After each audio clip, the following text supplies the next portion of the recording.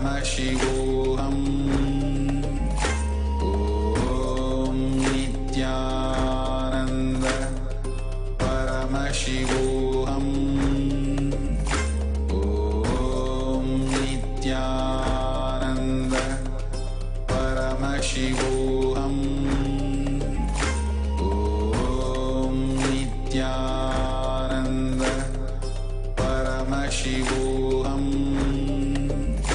Om Nithyananda Paramashivoham. Om Nithyananda Paramashivoham. Om Nithyananda Paramashivoham. Om Nithyananda Paramashivoham. Om Nithyananda Paramashivoham. Om Nithyananda Paramashivoham. Om Nithyananda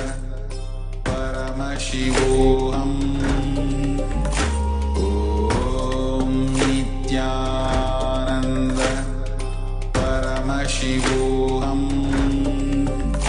Om Nithyananda Paramashivoham. Om Nithyananda Paramashivoham. Om Nithyananda Paramashivoham. Om Nithyananda Paramashivoham. Om Nithyananda Paramashivoham. Om Nithyananda Paramashivoham. Om Nithyananda Paramashivoham. Om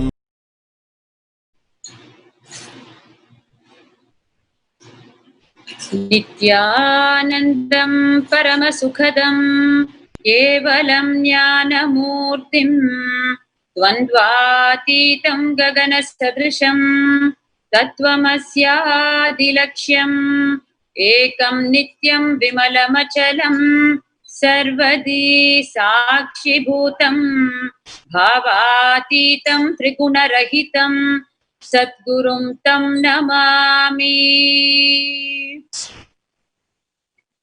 Our humble obeisance at the sacred lotus feet of our beloved Sadguru, the living incarnation of Paramashiva, Nithyananda Paramashivam. Nithyanandam, we welcome each and every one of you as we sit in congregation today, waiting for today's darshan and Nithyananda Satsang, the everyday morning discourse by our beloved Bhagavan, the living incarnation of Paramashiva, His Divine Holiness, Bhagavan Sri Nithyananda Paramashivam. It is in the tradition of the great Sanatana Hindu Dharma that congregation happens every single day. And the great truths, the powerful cognitions, the Hindu solutions, which are nothing but the cosmic principles, are shared. They are revealed by the great gurus and incarnations and received by seekers from all over the world, irrespective of caste, creed, nationality, gender, religion. Because the cosmic principles taught by the Hindu solutions are for the global community, and not only the human race, but for all creatures who are automatically on the path of evolution to higher and higher frequencies of existence. It is therefore the most beautiful happening in the Hindu tradition that congregation happens every day, and it is for that very purpose that the Hindu temples were built all over the world, where congregation happens every day. And the tradition of the satsangs from the gurus and incarnations were designed by our great forefathers, our ancestral rishis of Kailasa, the enlightened civilization that existed once upon a time world over. And it is that very Kailasa that Bhagavan is reviving through relentless effort, tyaga which cannot be described, sacrifice which cannot be described, and against continuous persecution done to him and the global community that he's creating as Kailasa, the enlightened civilization. Yesterday, we received a very powerful satsang from Bhagavan during the series of Stop the Hindu Holocaust. We are on day 4 of Stop the Hindu Holocaust, and the satsangs are becoming more and more emphatic and from the deep pain that humanity needs to be saved, and from a very ferocious space that is there only because of the ultimate compassion for humanity. The ferociousness with which Bhagavan is requesting to stop the Hindu Holocaust is from the deep compassion to save humanity from losing the great Hindu solutions and heading towards destruction. What we're facing today globally as the coronavirus, the COVID-19, is really the outcome of collective negativity because of gross and colossal disregard of the cosmic principles and living a life of violation of cosmic principles. And therefore, the only solution today is to once again start living the cosmic principles and see the effect of it in our individual lives and as a global community. Yesterday, Bhagavan, in his series of Stop the Hindu Holocaust satsangs, with very deep pain, explained and awakened us to facts that have always been in front of our eyes, but which we have been choosing to disregard. How the Indian media, unfortunately, is heavily funded, built and owned by the anti-Hindu elements, and they function with the only purpose of eliminating Hinduism from India. And how the Hindu diaspora all over the world should stop trusting the mass media cult as the source of information, because they are functioning in such a way that the targets are the Hindu incarnations and gurus, and using them, doing a character assassination of them, they are systematically destroying all the Hindu principles. And we heard from Bhagavan how even the sacred, sweet, and powerful Hindu principles and traditions like the Devi Bhava Samadhi Darshan is being addressed so derogatorily by the media today and misleading the mass that is having still the mass media cult as its source of information itself, through which the population is even taking its everyday life decisions based on what is being shown or taught through the mass media cult. We are in a situation today where even Hindu scholars have lost touch with their original Hindu roots, which have been systematically and cunningly wiped off by the Mughal and British and other foreign invaders. And therefore, even Hindu scholars are believing that our Puranas, the Hindu histories, are mere mythology. The word mythology is the most pathetic replacement for the powerful Hindu history, where the whole happening was real, whether it was a Ramayana or Mahabharata or the Bhagavata Purana or anything in Hindu history which was real and which happened, for which there are archaeological and other evidences today, are being reduced to under the name of mythology. That even we Hindus no longer believe that they really happened, and we no longer resort to those great Puranas for our life solutions today. And in the wake of the brutal murder of the two sannyasis on 16th of April, just a few days ago. Kalpavriksha Giri Maharaj and Sushil Giri Maharaj of the Juna Akhada of the All India Akhada Parishad. Bhagwan even showed us in yesterday's satsang samples of the well-documented life of Kalpavriksha Giri Maharaj and how sweetly and beautifully he was functioning as a Mahant of the Juna Akhada, and how there are so many videos for all of us who are in search of the truth to go and see about his life. He's such a well-known sadhu and he lived a Mahant's life. Whereas the mass media cult has already got the false narrative about his brutal murder, that he and his assistant sadhu and his assistant driver who were brutally murdered were thieves, and they were beaten to death by the villagers because they were thieves. On the one side, if you see the videos of how Kalpavriksha Giri Maharaj lived as a Hindu Mahant, and on the other side, if you juxtapose it with the mass media false narrative that they have conjured up on just the day of the murder of Kalpavriksha Giri Maharaj, if you juxtapose the two and see, we will understand through this one sample how the false narratives of mass media cult are ruining and destroying our very life by feeding us with this, which is why Bhagwan deeply requested the entire humanity not to base its life and decisions on what is being showed through inappropriate mass media cults. And further, the reports pertaining to Kalpavriksha Giri Maharaj's brutal murder say, the false narratives say, that it was a case of mistaken identity that he was beaten to death. And Bhagwan raised the question in yesterday's satsang, how any educated man will be ready to believe that the entire police force could not identify that he's a sadhu, starting from him wearing an ochre robe, and that he is not a thief. Today, we are being made fools by such false narratives.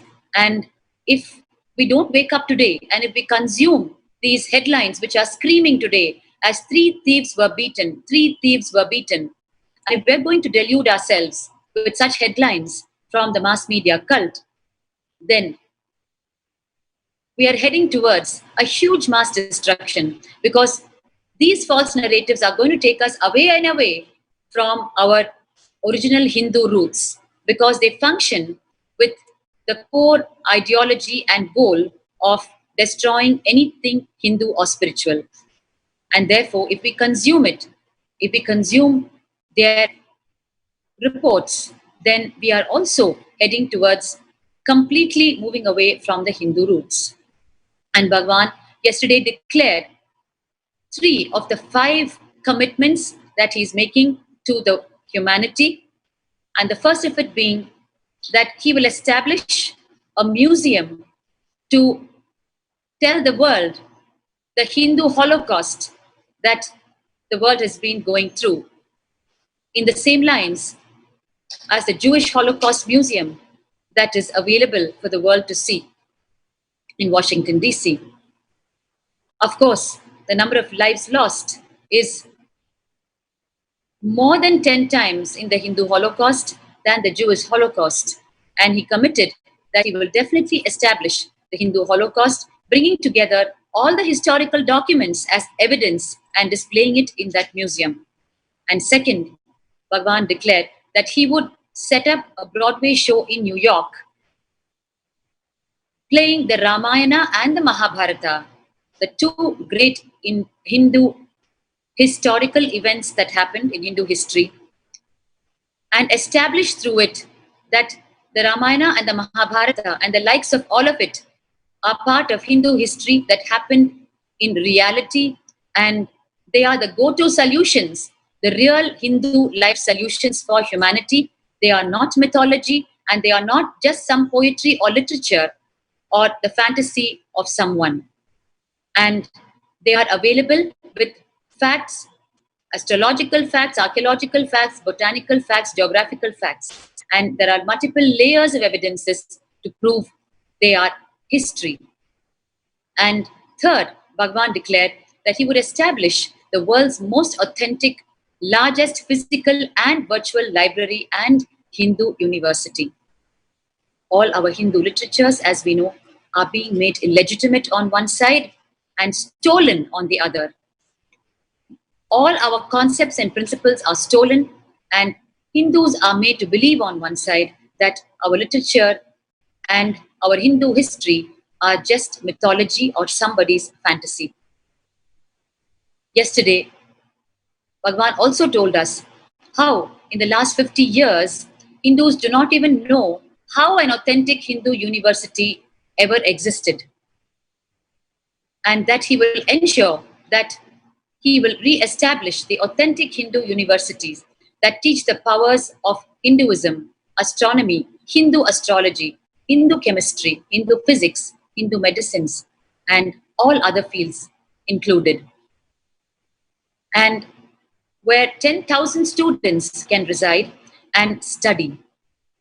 And he would revive, of course, the process of establishing the Hindu university has already happened, and the process of preserving the 20 million Hindu scriptures that can be salvaged today over and above the persecution of the Hindu scriptures that has happened.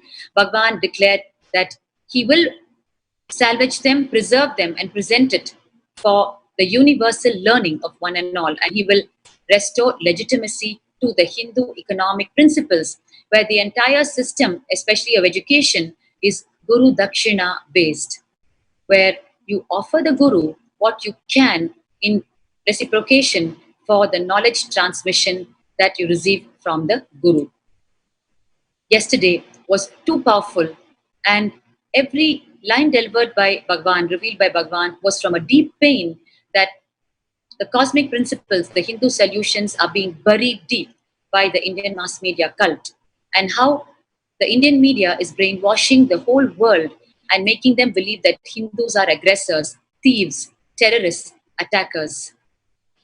Therefore, it was a deep clarion call from Bhagwan yesterday and every single day of this Hindu Holocaust series of satsangs for Hindus all over the world and the international community to wake up and see what is going on and stop deluding ourselves with the maximalist version of the Vedas and move towards the authentic, original roots of Hinduism.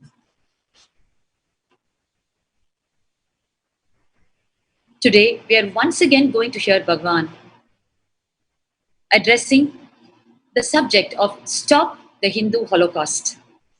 Hinduism belongs to the entire world, the entire planet, and the Hindu gurus and incarnations belong to the entire planet.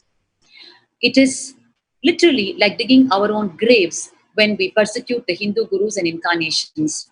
It is out of their deep sacrifice and compassion that although they are continuously persecuted, they continuously stand up and persist with the Hindu teachings. Today, we first have with us our own sannyasi, Sri Nithya Ramanathananda Maharaj, who's here with us to explain to us the third of yesterday's Bhagwan's declaration to humanity that he will revive the great Hindu scriptures, salvage the 20 million Hindu scriptures that are still existing, fortunately and unfortunately, after the persecution, the multiple invasions that have happened to India, and how Bhagwan is working untiringly to preserve these scriptures, make them available as once again as even palm leaves, and salvage the existing palm leaf scriptures and digitally reprint the books that no longer exist, and go around tirelessly collecting the books that are available in all corners of the world, the very old, authentic Hindu scriptural books. He will explain to us step by step the untiring efforts of Bhagwan in this one field of preserving the Hindu scriptures. Nithyananda Maharaj. Nithyanandamma. So it's one of the mission that Bhagwan has started, the vision that he gave the Sri Kailasa Uniting Nation for Ancient Scriptures and the Knowledge. Under this project, from the time I came here as a sannyasi, this is the project, this is the vision I received from Bhagwan, the vision that he has for building the world's largest library on Hinduism, housing more than 20 crore, 2 crore scriptures, source books on the Hinduism, and that also we are going to be having all the books on Hinduism, including the scriptures on the Hinduism. Both are little different. The scriptures are the direct words of the Paramashiva that he revealed to Devi, and after that there have been many rishis, Muni, and the great Siddha, and many masters who have given the commentary on that, the Bhasya, Tika, Tipani, to the modern author who went on doing the various researches on the Hinduism. So we are going to have anything and everything about Hinduism in our library. So how Bhagavan shares the vision, how the Paramashiva started, what the scripture is, and how he want to revive it as it is. So Bhagavan shares that eons ago, when Paramashiva manifested himself to celebrate himself, he laid down the constitutions of this universe, and that very constitutions are known as the scriptures. So when Paramashiva manifested himself, he laid down the various constitutions and he delivered all that to Devi. And this is what is known as the Veda Agama. And after delivering, he himself established the enlightened civilizations. The civilizations started from the Kailasa, and this civilization embodied the best of best in every field, be it health, medicine, art, science, social science, judicial, administrative, and political system. For every aspect of the life, Paramashiva has revealed various scriptures, since he being the one who created. So every manual is from the source. So civilization, when it started from the Kailasa, the civilization started over the various universe, planets, and in planet Earth, it had almost 10,000 different sampradayas.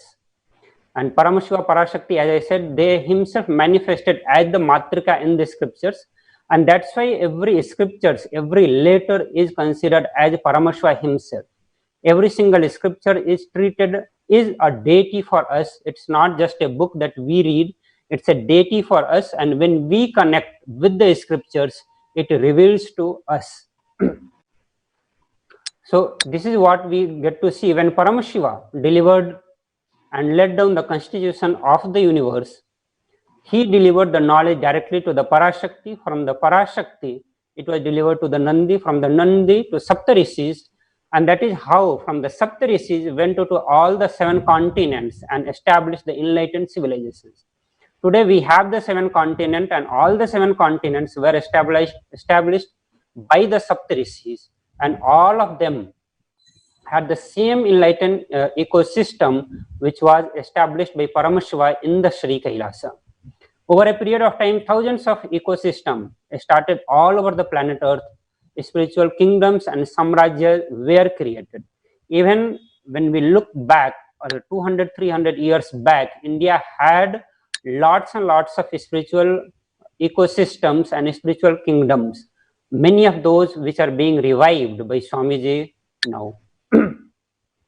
If you look at the world cultures, there are various world cultures. If you look at the ancient world cultures, there are millions of enlightened beings who created this world culture. And if you look all the many aspects of life in the world culture established, they all have some unique commonality, life positiveness, which can be traced back to the Hinduism. And that it's because all that were established by the rishis that we had. Now when we look back, now we are running only very few libraries, very few enlightened ecosystems are left. Almost all the ecosystems are destroyed. There are very few left in the form of the temples and monasteries.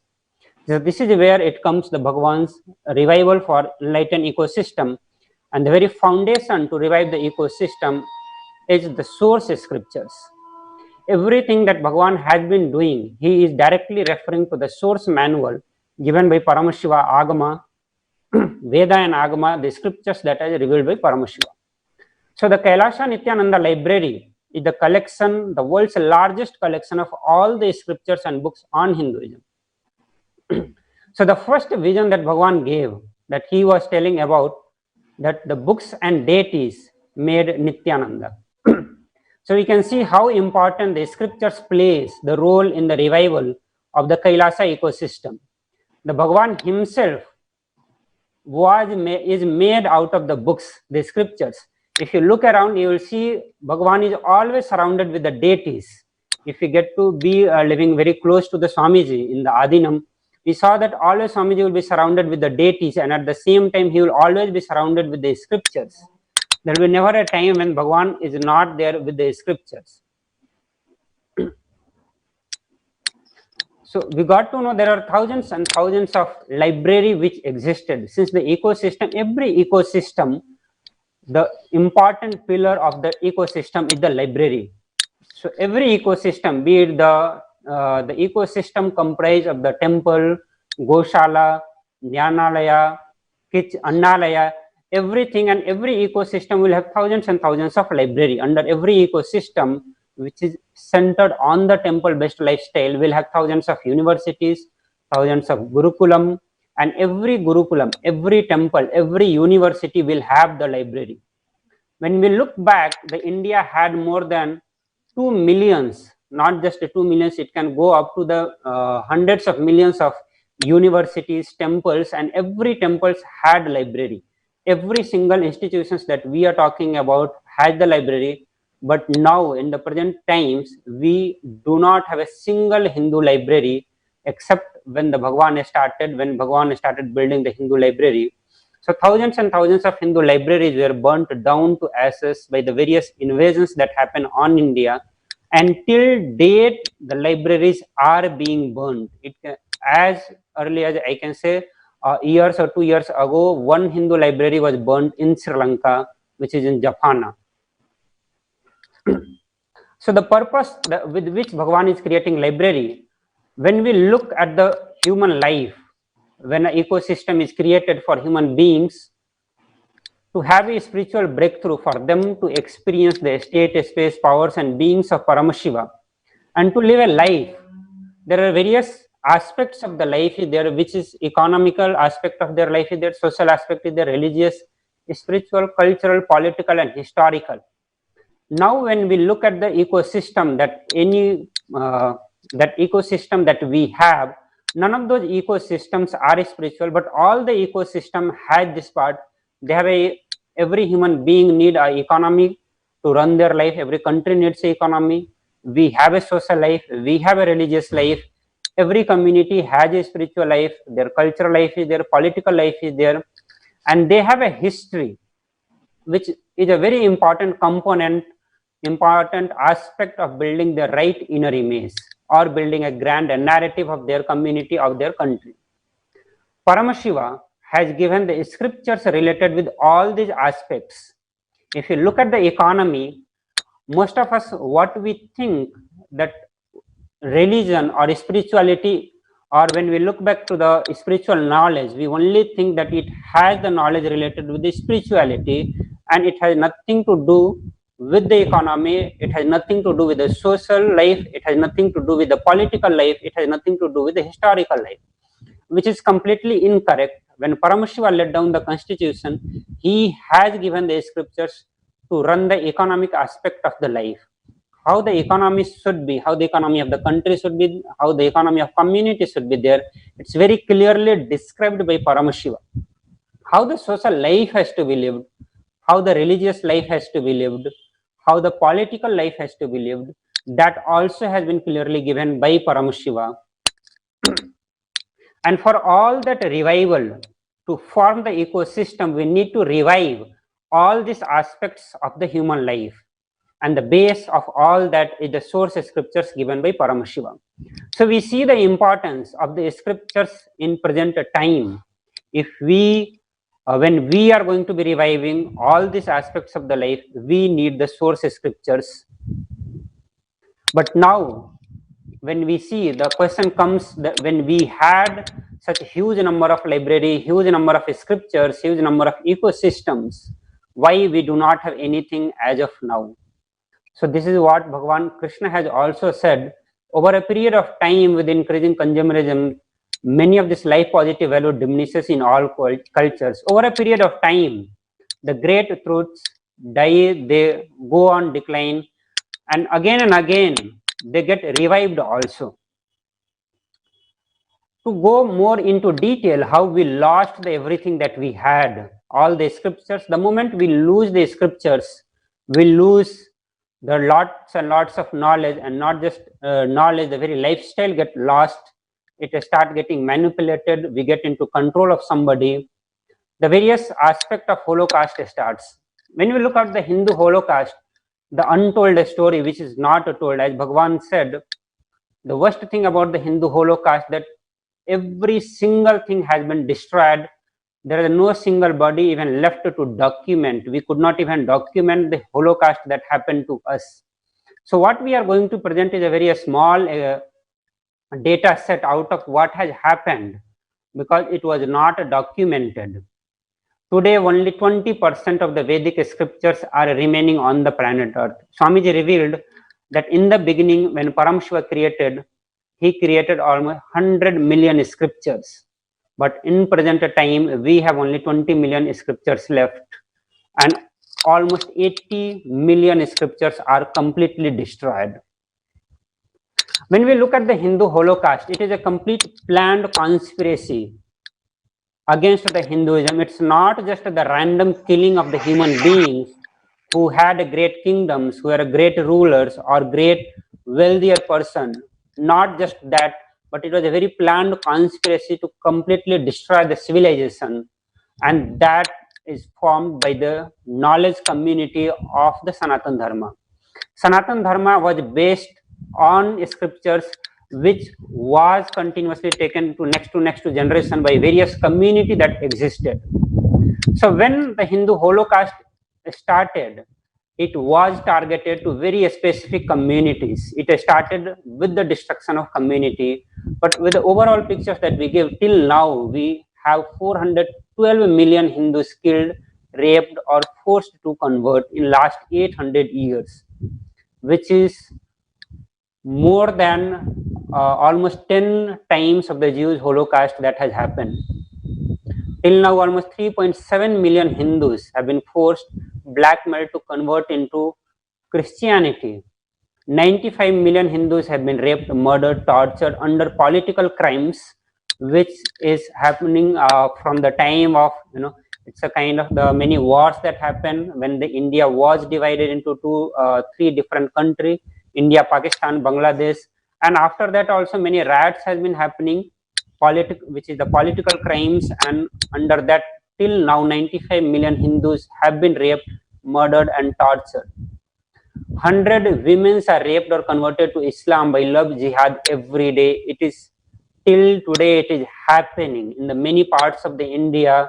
The women are converted by the love jihad, and it's a very common phenomenon. It has become a very common issue in India. If you just Google in the love jihad, you'll get hundreds and hundreds of cases which is happening, not just in India, in the various parts of the world wherever Hindus are existing.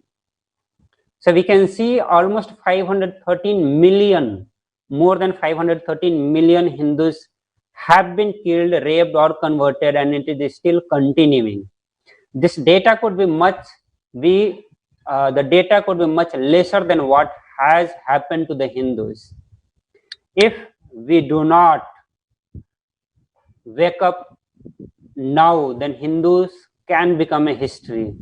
All these numbers are not a lie. It's a fact that we are giving. And that's why Bhagavan is talking about continuously the Hindu Holocaust, the wake up Hindus. Most of us are not aware of how many Hindus are killed. We really do not know anything about the Hindu Holocaust, the Hindu history that is there. When you look back in this Holocaust, go into the more detailed, the various community which has been targeted. Most of the people may think, okay, these are the random people being killed, maybe for any other reasons. But when we look into the detail, you will be able to see how it is a conspiracy and how specifically the knowledge community has been targeted most when the genocides, when the Holocaust started. When you look, the 7 genocides of the Kashmir has happened till now. From in last just 50 years, almost 5 to 6 lakh Kashmiri Brahmins, Kashmiri Saivites have been killed or kicked out of their native place. All those Kashmiri Saivites are ecosystem, not just when a Kashmiri Saivites, a Brahmin is being killed, along with that the whole knowledge system is being destroyed. That whole sampradaya is being destroyed. Bhagavan said every scripture, when it is destroyed, one sampradaya is destroyed.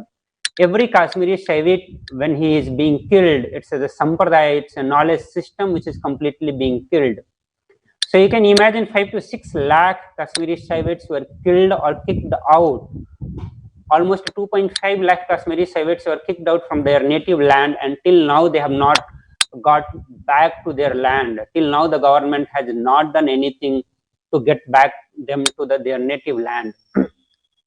The another genocide that happens is the genocide of the Shivacharyas in the Tamil Nadu under atheistic government.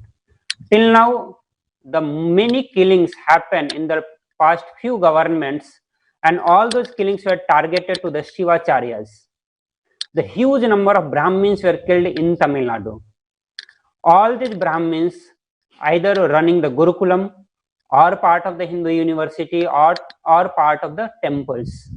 The moment you kill the Shivacharya, you literally destroy the temple. When you destroy the temple, you have destroyed one ecosystem, one enlightened ecosystem, which is a very huge destruction. It's, you can say, the destruction from the root. If you kill a common man, you may not cause that huge destruction, but when you kill the person who is base for that ecosystem, you literally destroy the whole ecosystem. Like how Swamiji gave the example for Sabrimala temple. When Sabrimala temple that practices is destroyed, the Sabrimala temple is destroyed, the whole ecosystem is destroyed, then when the millions of people who are visiting every year, they are not going to get the benefit, they are not going to get the conscious breakthrough for which the temple was meant. The same way, when the Shivacharyas are destroyed, the whole temple ecosystem is destroyed. You may have the next set of priests, but those priests may be from the different community who are not having the proper knowledge to sustain that ecosystem, proper knowledge of the Shastras, and without the Shastra, he is not going to be functioning in a proper way. So you can see how planned it is. The knowledge community has been targeted. Then when it comes, another political massacre, political crime that happened was the brutal massacre of the Hindus during the 1970 war of the Bangladesh. When the Bangladesh was separated from the Pakistan, almost 2.5 million Bengalis were killed. If we look back again into the detail of the Bengal, we have many great saints, many scriptures, many enlightened masters happened from the Bengal. And when this massacre happened, the huge number of Hindus and the Hindu masters were killed completely. There were still thousands of sampradaya which existed in the Bengal, but in present time when we see, there is not a single sampradaya still alive. When this massacre happened, not just the Hindus were killed, the huge influx of the Islamic people happened in India to completely destroy the remaining community which existed. Then Noakhali massacre during the before the independence time, when various riots happened. During that riots, there were thousands of Hindus were killed, and thousands of people were lakhs of people were converted to Islam. In all such killing, we have to understand it's not just the killing of the common man that happened. Every time the Brahmins and other knowledge community were targeted. Other knowledge community, when we say the community which kept the science of Ayurveda alive, science of Siddha alive, science of making deity were kept, the community who kept the science of community, science of temple building, science of deity making, There were various knowledge community. There are many books. There are some books who have been documented the various knowledge community in the India. All those community were targeted and killed. Till now, even in the Karnataka, there are many community who kept the science of Siddha alive. Those community have been targeted and killed silently.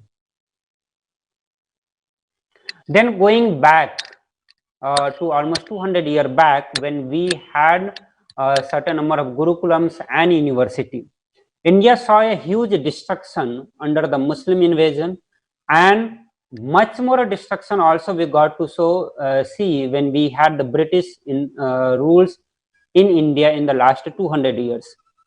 Muslims have been destroying and destroyed a huge number of universities and libraries, but more systematic destruction started under the British government.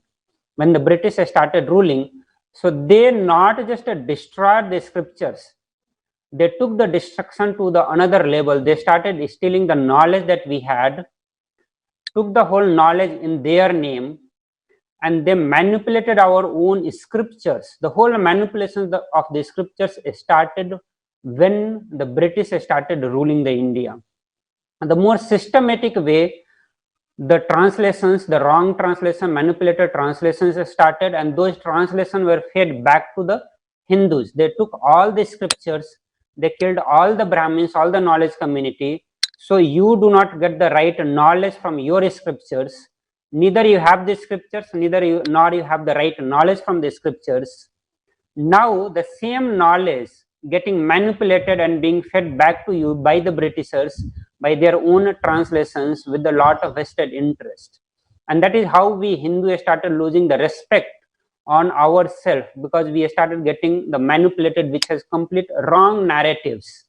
Lot of superstitions were added, lot of wrong practices were added into those translations, and we are made to hate ourselves. We are made to disassociate from our history, from our very own identity. And that's where we all got into very low inner image, very low self-respect, with which till now all the Hindus are suffering. So this is a very small data that I am presenting, which we could figure out based on the various research that we did. And this data is specifically from the one region, Bihar and Bengal. It is not including the other regions of the India. So around 1853, around the 1850, almost 13,000 universities existed and 2 lakh gurukuls were existing in India. And this is the documented part which we are saying. For all this, we have the detailed fact on detailed data on how many teachers were there, how many lecturers were there, how many professors were there, how many students were there, to the details from every community, which community, how many students were there, how many girls students were there, how many boys students were there. One of the very important data, surprising data that we get to know as of now that girls were denied education in Indian education system or Hindu education system. But the document reveals that there were equal number of girls who were given education, either in the Gurukulam or in university, or they were given the private tuitions by the various acharya or the gurus. Either they go back to their school. If they are not able to attend the Gurukulam or university, they used to be given the private tuition. The acharya used to go to their home and then give the education. Other part that is told to all of us, that the education or the Veda and Agama were given only to the Brahmins. But the data shows that in almost all the villages, all the universities, we had more number of students from the different community compared to the Brahmins. Education was very common and accessible to the all parts of the community, and it was not just restricted to the Brahmins or to the male body. It was equally given to the female body. It was equally accessible to the all communities. Today, the various community has been given the caste system, like the Dalit caste system, lower caste or scheduled caste, but all of that had the higher education, access to the higher education. So when we look back, almost 2 lakh gurukuls existed in Bihar and Bengal. So you can imagine how many Gurukulams existed across the India, which includes the present day India, Bangladesh, Pakistan, Thailand, Nepal, Sri Lanka, Bangladesh, and parts of the Afghanistan, Tibet. There are huge number of the Gurukulam existed. You can see the knowledge community that existed, the kind of education that we had, and the kind of time and energy was spent just for the education. Almost every single village had one Gurukulam, and 100 villages, almost 100 villages, after each 100 villages they used to have the colleges, and for the big, much larger community, they used to have the university. Universities were not like every 100 villages or 1000 villages may have a bigger number of villages, which even nowadays follows the system. That type, we had the universities also.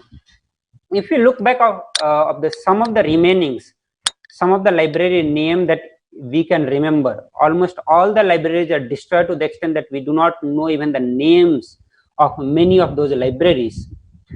One of them, which is known to many of the people, is the Nalanda library. So Nalanda library, which existed in present day Bihar, had almost 9 million books, which were burnt by the Islamic invader Bakhtiyar Khilji.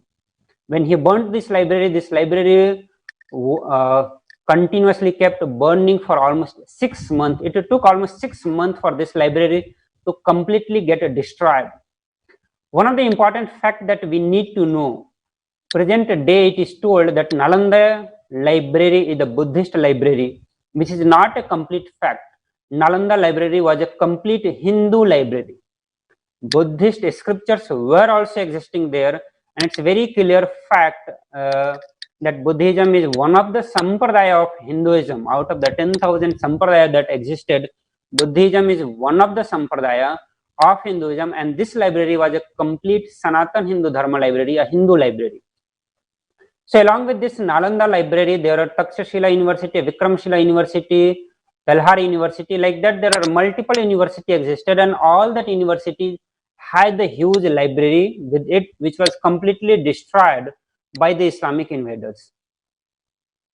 Now looking back to the another source of the scriptures, another source of the library. Here we are discussing a specific aspect of the Hindu Holocaust in the respect of destruction of the scriptures.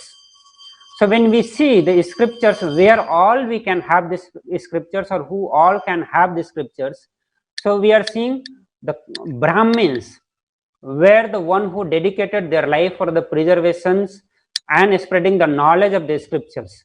So how the genocides targeted the Kashmiri Shaivites, the Brahmins from the different parts of the country, and the knowledge community. So the moment they are destroyed, the scriptures are destroyed. The another institutions which preserved the library was the temples. Other than this knowledge community, the second part which comes is the temples. So present day, India has more than 2 million temples, and this is as per the government report. Still, the India has more than 2 million temples, including the big temple to the village temple. And we know that all the temples in India have a library. Paramashiva very clearly describes in the Kamik Agama, Uttarpada, in the 74th chapter, that every temple is supposed to have a library. I'll read that, the translation, what he says. Center for the scriptural studies, the Veda Agama, should be constructed in all the 4 main directions of the temple, in the corner direction of the temple, in its inner enclosure, or in the location recommended for installation of the image of Shaiva devotees. So you can see every single temple in India was built as per the Veda and Agama, as per the instruction given in the Agama.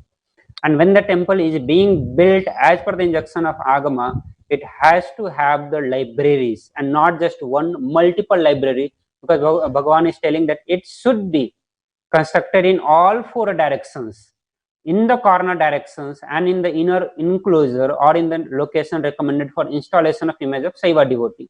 So every single, if we consider each single temple to have at least one library, we can say even in the present day, when we have 2 million temples, at least 2 millions library has been destroyed, because none of the temples in present time has the library.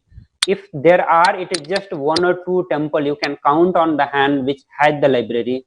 I can say Tirumala Tirupati Devasthanam has a Hindu library, and that is the one of the very large library which is existing, and that is the only temple which has the library. So you can imagine, if you go back just 200 year back, we may have 200 million temples, or maybe like much more than that.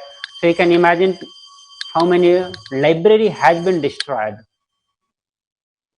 Then we can see in the modern times, after when the Britishers started collecting all the scriptures to take it back to their country, or you can say when they started looting the scriptures, there are many Oriental institutes were set up in India where they started looting scriptures from the various parts of the country, and they used to keep in this Oriental institute, and from this institute it used to go back to the different parts of the world. Mostly it went to France, Germany and Britain. Still, one of the largest collection of Hindu scriptures is existing in Britain, in Germany, in France, and not just that, in one of the official documentary from the Vatican library, even their library is showing in the documentary the Grantha manuscript. Grantha manuscript means it is the Hindu manuscript, is the Shaiva Agama manuscript which is existing, which is there in the Vatican library. So I'm not just telling some random story, or just it's given, you can search on the YouTube, there is a Vatican library, almost it's a 10-minute documentary in which they are showing.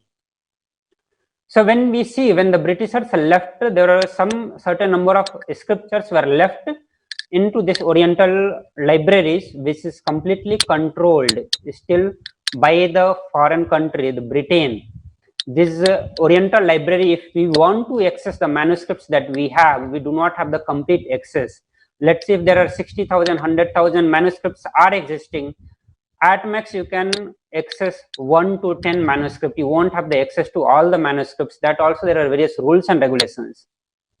But the another aspect that I wanted to share, then all these library are also existing with a certain number of the mutts or the temples. The very few temples have these scriptures, but because of the continuous persecution happening, the present day government is not taking care or not funding this library.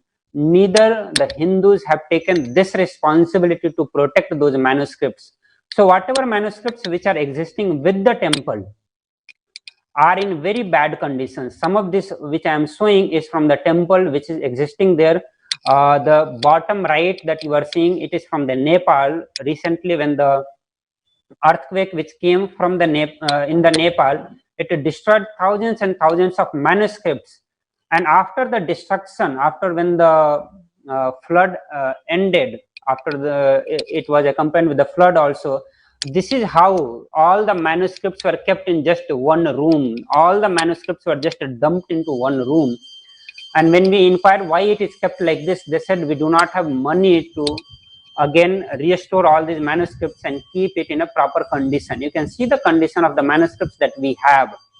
And it is happening only because all the Shivacharyas were destroyed, all the temples are destroyed, temple has been taken in the control of the government. The moment it takes over, all the such fundings are stopped to take care of those temples and the various activities taken by the temple.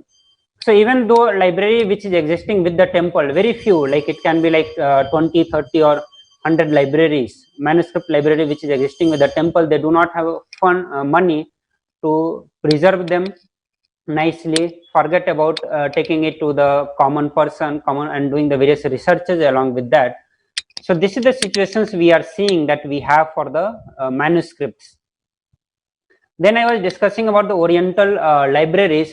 Many of our manuscripts have been taken to the Oriental institutes, which has become almost inaccessible to the present day Hindu scholars. When we say the Hindu scholars, I mean many of the sannyasis, many of the rishis, many of the enlightened masters, or those ecosystem which is existing there. It has become very, very difficult to access, and still they have almost 100,000, thousands and thousands of manuscripts. As per the government report, India has traced almost 5 million scriptures.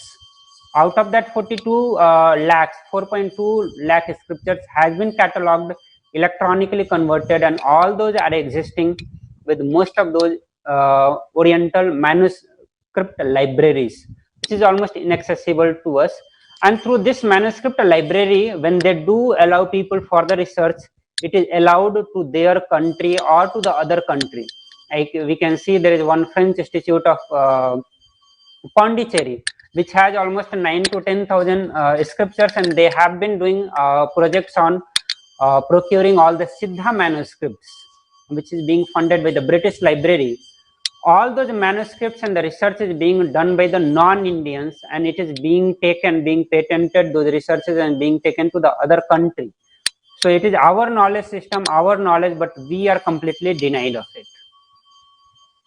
So this is where it comes the responsibility of the Sri Kailasa, and this is where Bhagavan has taken this as a vision to revive the knowledge system which directly came from Paramashiva, taken to the planet Earth, kept alive by Devi, Nandi, Sapta Rishis, and the many great enlightened master Rishis incarnation who happened, and the millions of people who gave their life to protect and preserve this knowledge system.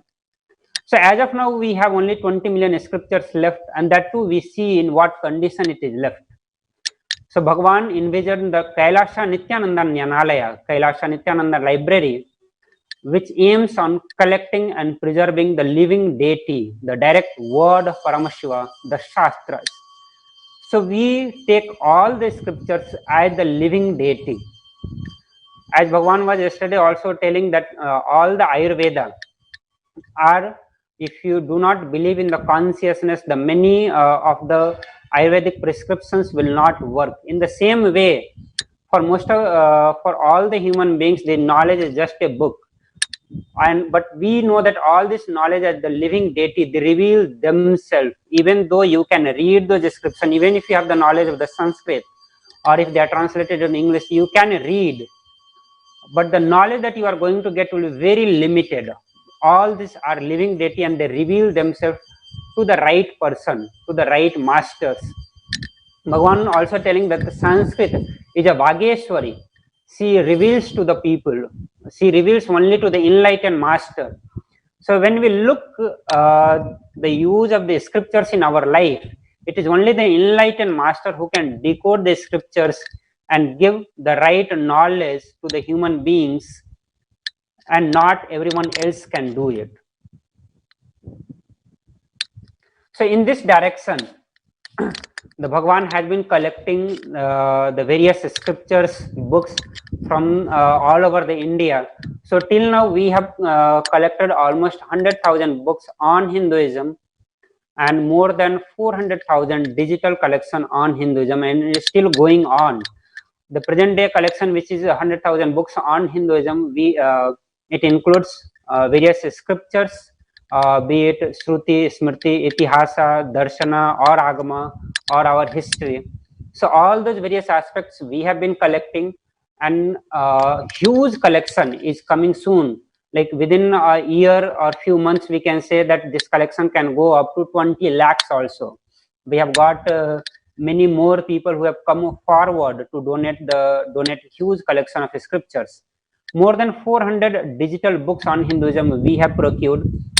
As we say, see, the Bhagavan said that we are going to have a physical library, and at the same time we are going to have a digital library. Bhagavan has been saying that we Hindu do not have a place, but we have a space. And that's why we are building a digital space for the library. Since we do not have a place to build the library, but Sri Kailasa will be building one model library where all the physical collection of scriptures, books, deity is going to be there. But at the same time, to make all those scriptures, books accessible to all the Hindus around the world, we are building a digital library which will give access to every single scriptures, every single books. Till now, in that direction, we have collected 400,000 books.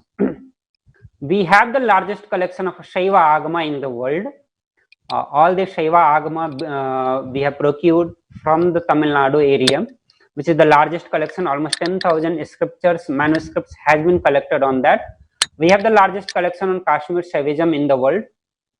Almost 13,000 manuscripts on the Kashmir Shaivism has been procured by us, all in the digital format, through the help of the various volunteer organizations, sannyasis, and in various methodologies. Almost all the Kashmir Shaivism scriptures has been destroyed, or whatever we procured, it was procured from a non-Hindu people, because it, all of them had been converted to another religion, or the library has been taken over by the invaders. Mostly it is the Islam which has completely destroyed the Kashmir Shaivism. They have taken over everything. So many of those scriptures were procured from the non-Hindu family also. We have the collaboration with the various library, old mutts, and the personal collections. So this is another aspect I shared, where our knowledge is still preserved, is the traditional library from the various mutts and the personal collections. So all the Shivacharya used to have, and still many of the Shivacharya have, huge collections of the scriptures. Many of the mutts have the scripture collection. So we are collaborating with them to get those manuscripts, books, and the various collections that they have. We have collected another 31,000 rare folios of the manuscript, which you can see in the hands of Bhagavan. So these were collected, these were donated by those manuscripts library, those Shivacharya. So when they saw the works of the Bhagavan, they were highly impressed and motivated. They felt, okay, only in the hand of Bhagavan their scriptures are going to be safe. It is going to go back to the society. So they gave all those scriptures to the Bhagavan, and that what you are seeing here in the hand of Bhagavan. World's first exclusive Hindu library management system based on ancient Vedic scripture classification tree. As I have said that Hinduism had a vast collection of scriptures, knowledge system having like 100 million scriptures. And when we say 100 million source scriptures, the total scriptures will go much more than the billions, because every scriptures will have a commentary. In English we are using the word commentary, but in Sanskrit there are a specific methodology of doing the commentary, which is bhasya, tika, tipanni, vartika, chandrika, gudhakosa, bhavartha. So like that there are more than 32 systems of manipulations, or you can say the commenting on any scriptures, and their various permutation combinations. Like any scriptures, like when we talk about the Bhagavad Gita, it will have the bhasya. So we have the bhasya on Bhagavad Gita by Shankaracharya. On the bhasya there will be tika, tipanni, and at the simultaneously there will be tika of the bhasya, tika of the tika, tipanni of the tipanni. So like that there will be multiple permutation combination also goes. So one scriptures will multiply itself into the multiple scriptures, multiple commentaries that we are going to have. So to maintain this huge knowledge system, we need a knowledge management or knowledge classification system. So present time, along with the knowledge system, the knowledge classification system was also completely destroyed. The present time, the knowledge classification system which exists does not give a proper place to Hindu knowledge system. We have many knowledge system, like Library of Congress classification system, or Devi decimal classification system. Like that, the many countries have the many various classification system, but all those classification system, when we study in detail, they give less than 1% place for the Hindu knowledge system. They put whole Hindu knowledge system into the category called others. So it will become very difficult for you to access the various knowledge system. I can give a very short example. Let's say if you go to a huge library which has 1 million books, and you are looking very specific, let's say you are looking for a mechanical engineering. So you are not going to be traveling to the whole library, going to browsing the whole library and find where this is specific, where the books from the mechanical engineering is existing. So what you do, you look into the knowledge classification system, you look into the catalog and go to that specific place, get that scripture, get that books, and you start studying. Same way when it comes to the Hinduism, when you put everything into the other category, it's like 20 million scriptures you dump into one library, and you do not tell where which scripture is existing because you do not have a proper knowledge system. You just tell other category, and the whole let's say 6th floor or 10th floor building just says it's other category. So you cannot access a single book from that. So even if you have the knowledge existing with you, but it becomes inaccessible to every person, which makes it again meaningless for us. Then comes world's another aspect, another development that has happened, the world first multi-script OCR, Sanskrit based search engine, video search engine that we did. It was done keeping in the mind, as we said, that we are trying to reach to every Hindu in the world through the digital library, making it more and more accessible. So present day, when we look at the need of the researcher or a Hindu seeker, he will not be going through all the books. If I am making available 100,000 books, nobody is going to read one by one all the 100,000 books. Everybody, when they come to the library, they have a certain specific purpose in their mind. Like if you are reading, you may be looking for the Ayurveda. In Ayurveda also, you may be very specific that you have an stomach issue and you are looking for what Ayurveda says on the particular issue that you have. If you are looking for the detox, so you go with a very specific purpose. So when I make the digital book available to you, it has to be searchable content. You should be able to search, and to make it searchable, when we digitize a scripture, it goes into the image format. So that image format, we need an OCR to make it readable format. And all the existing OCR that is existing there in the market is single script. Like if you have only one script, let's say English, French, German, or Hindi, you will be able to run the OCR and make it editable, make it readable. But all our scriptures are in the native languages. India has more than 40 scripts, more than 40 languages existing. And for those scripts, the OCR are not existing. And most of these scriptures exist in bilingual or bi-script. Like you will have the Tamil Sanskrit, Tamil Hindi, and you will have the Gujarati Hindi, Gujarati Sanskrit. So those kind of scriptures, even when we look for the translated, so the authentic scripture can only be considered if it has the original verses, means the Sanskrit English. So for the Sanskrit English also, when we do the OCR with the available OCR applications, it does not do the OCR.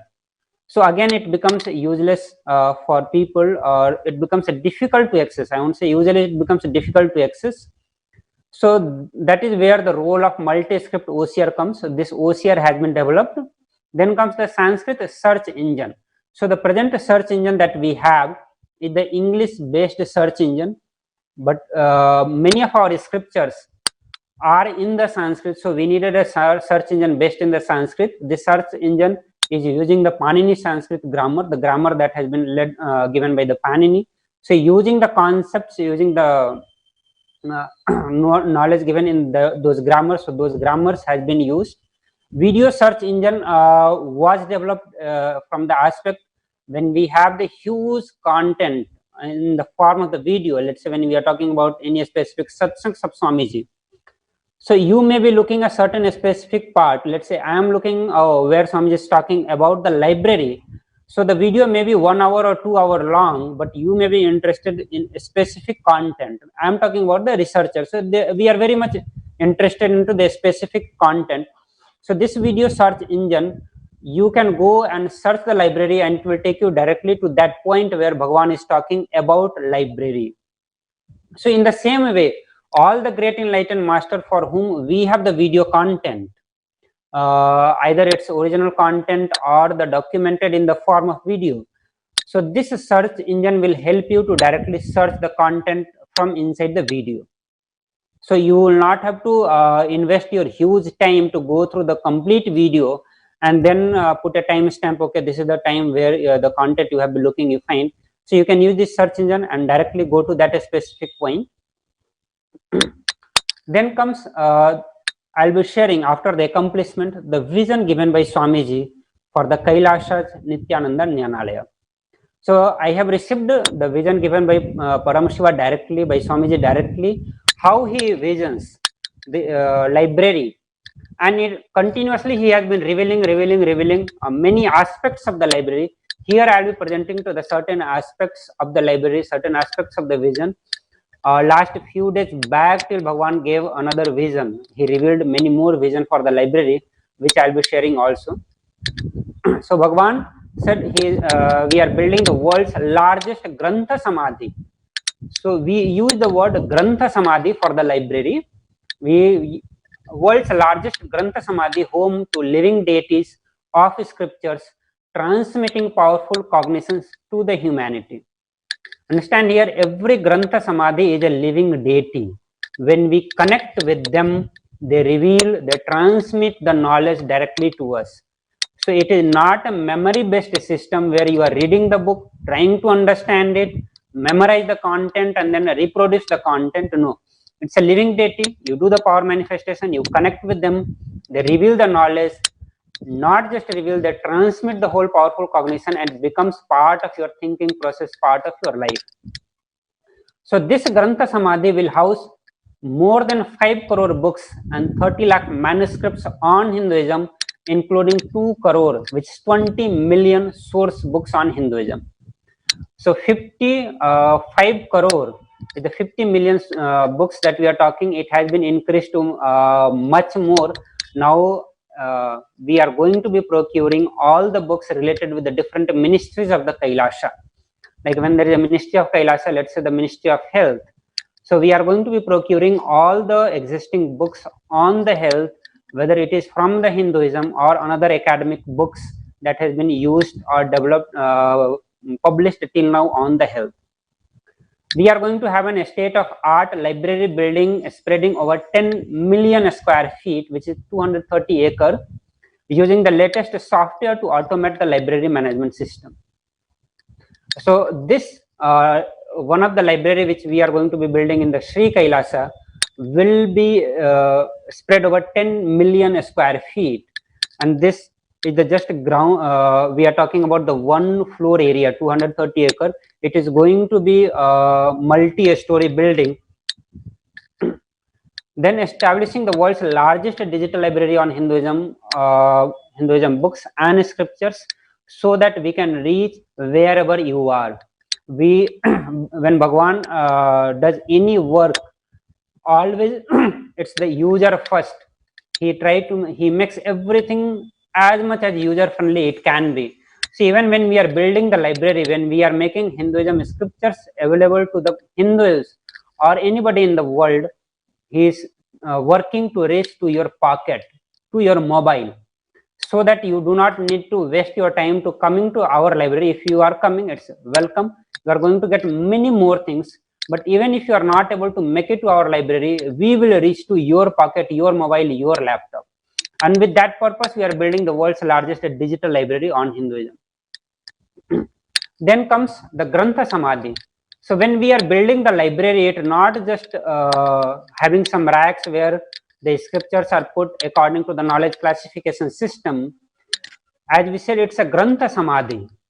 So it's going to be consecrated.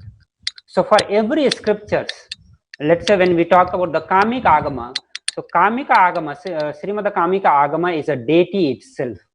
So when we are going to have a specific section talking about which is going to house all the Agama, we are going to have a Agama deity in the center. As we know that Paramashiva and Parashakti herself manifested as the Matraka, letters in the scriptures. So every single letter is the manifestation of Paramashiva and Parashakti. So every scriptures is the direct manifestation or a deity of a Paramashiva and Parashakti. So we are going to be, Bhagavan is going to do the consecration, establish a deity of the Kamika Agama. So I'll give one example of the Kamika Agama. Before that, I'll say we have 28 Agamas, Shaiva Agama. Here I'll say the Shaiva Agama. The Vaishnavites have their own Agama. There are more than 272 Vaishnavite Agamas. There are 78 Shaivite Agamas. So every Sampradaya also has its own Agama. Shaiva Agama has 28 Agama, starting from the Kamika Agama. So so for each agama we are going to have a agama deity. 108 Upanishads. So all the Upanishads are going to have the deity. For the Upanishads we are going to have presiding deity as a Rama. For agama it will be different forms of Paramashiva. So for the Kamika agama, Paramashiva very clearly tells in the Kamika agama, all the 28 agamas were delivered by Paramashiva's different body parts, different face of the Paramashiva. All the 5 faces delivered different sets of the agama, and all the 5 faces, there are some agama delivered by the feet of Paramashiva, thigh of Paramashiva, lips of Paramashiva, hands of Paramashiva. Kamika agama was delivered by the feet of Paramashiva.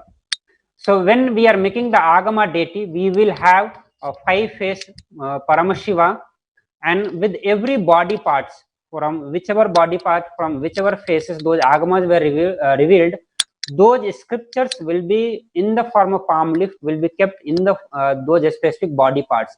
As one example, you can see here one of the agama deity.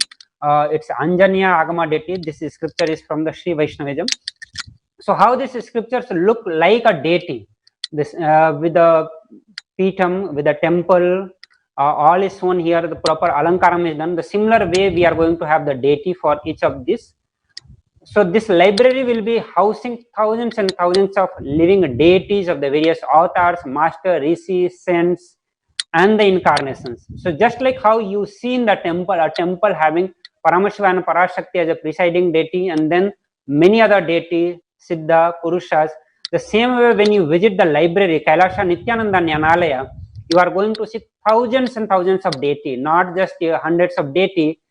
I can say the largest number of deity which will be existing will be the library.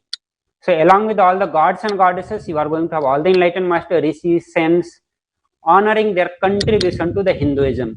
The Kailasa Nithyananda Nyanalaya will be honoring every single individual, every single masters who have played their role in preserving the scriptures available on the planet Earth. I'll give you as one example. Let's say when we talk about the Ramakrishna Paramahamsa scriptures, or all the knowledge that has come from the Vivekananda, all the books from the Vivekananda. So when we build a section on Vivekananda or a Ramakrishna Paramahamsa, we are going to have a deity of a Ramakrishna Paramahamsa, we are going to have a deity of Vivekananda, and along with that all the festivals related with the Ramakrishna Paramahamsa will be celebrated for that specific section. So when you go to the area where the books related to the Ramakrishna Paramahamsa is kept there, we'll have a deity. His birthday will be celebrated, all the important dates, all the important events related with his life happening will be celebrated. So it will be very life happening, a living library, not just a dead library where you have the books, you go and read and try to memorize, trying to note down important points. No, it's going to be a complete living Sri Kailasa, where thousands and thousands of gods and goddesses, masters will be living there. You live with them, you relate with them, you celebrate with them, and establish oneness with them, and have the knowledge directly from them revealed, transmitted to you as a powerful cognizance. One of the another aspect of this library is going to be, this library will be built in a way which will give importance to the research and reference section. So present day, the libraries are mostly like the reference section where you go and refer to the books. But this library will also be focusing on building in such a way that it becomes much easy for the researchers. So I'll explain how Bhagavan said in his own words. I'll say that let's say a person is looking for the Himalayan yogi. So when we do the knowledge classification as per the present day knowledge classification system, I'll take one example of knowledge Himalayan yogi, let's say Paramahamsa Yogananda. So this is the example given by Bhagavan. So when you look for the autobiography of an avatar, Paramahamsa Yogananda, so this will be falling under one category, one rack in present library system. But when in our library, when a person comes looking for a Himalayan yogi, so the book by Paramahamsa Yogananda will fall into multiple category. So he can be Himalayan yogi, it can be Paramahamsa category, it can be enlightened master category, it can be autobiography category.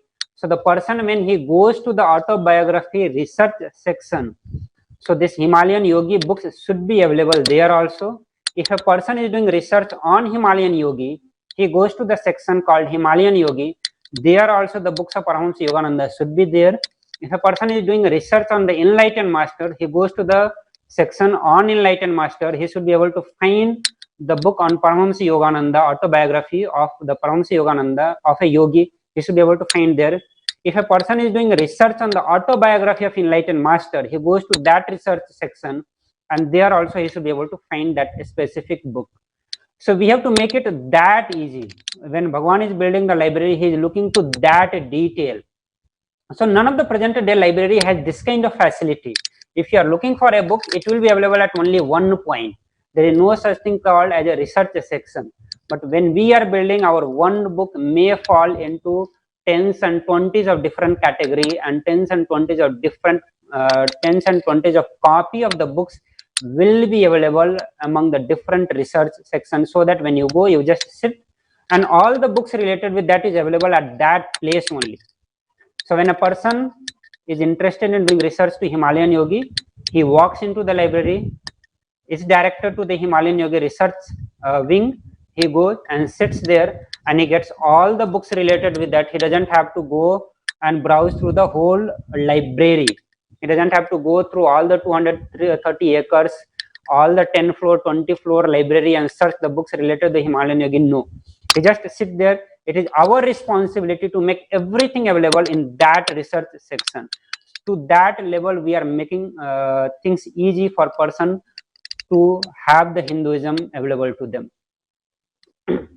So after the vision, it comes the mission, how we are working, how Swamiji has been working to make this happen. So one of the important aspect of that is digitization. We are procuring the physical books also, but at the same time, many books which we cannot procure have the physical copy of it, we do the digitization. Let's say many of the scriptures will be existing in the many of the institutes library, which they may not be able to give due to various legalities. So we do the digitization of that scriptures and bring it back to our library, and then further we do the printing also in its original format to make it available.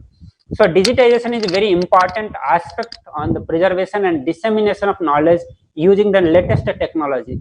If you only look for the physical collection of the books, we may not be able to do the dissemination on that large scale as we can do if we have the digitization facility available.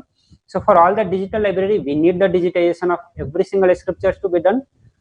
It has the multiple important role. One of the important fact is it becomes very easy for for preservation, and also many of the scriptures which are in the very bad condition, if they are continuously being accessed for the reference or research, it becomes more damaged.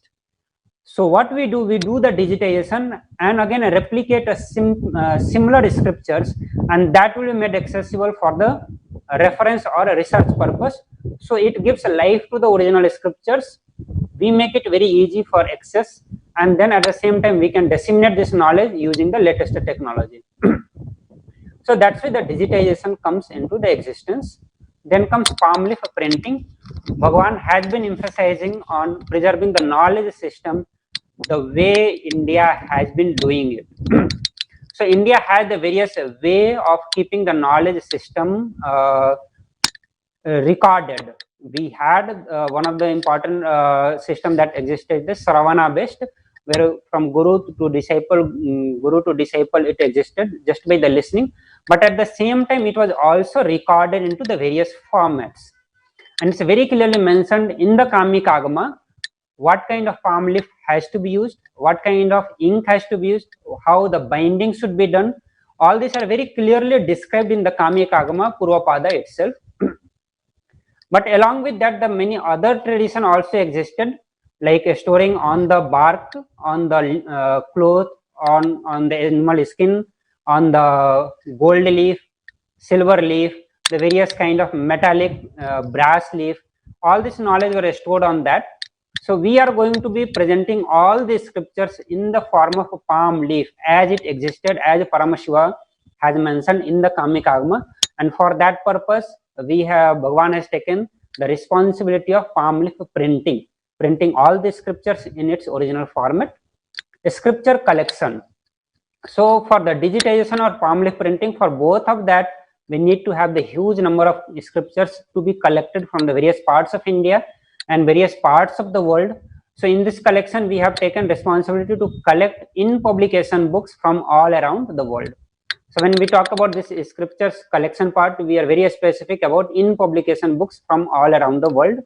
And this huge collection has been done for that also. Then comes organizing scriptures. The moment we have the huge collection of scriptures, we need our knowledge to be classified to make it more accessible. So we ourselves have designed a knowledge classification system as per the international standard, which is and this all scriptures will be organized, which is a very important, a huge work to classify all the knowledge system. And for this knowledge classification system, we are using, which is mentioned in the Vedagama and directly revealed by Paramashiva.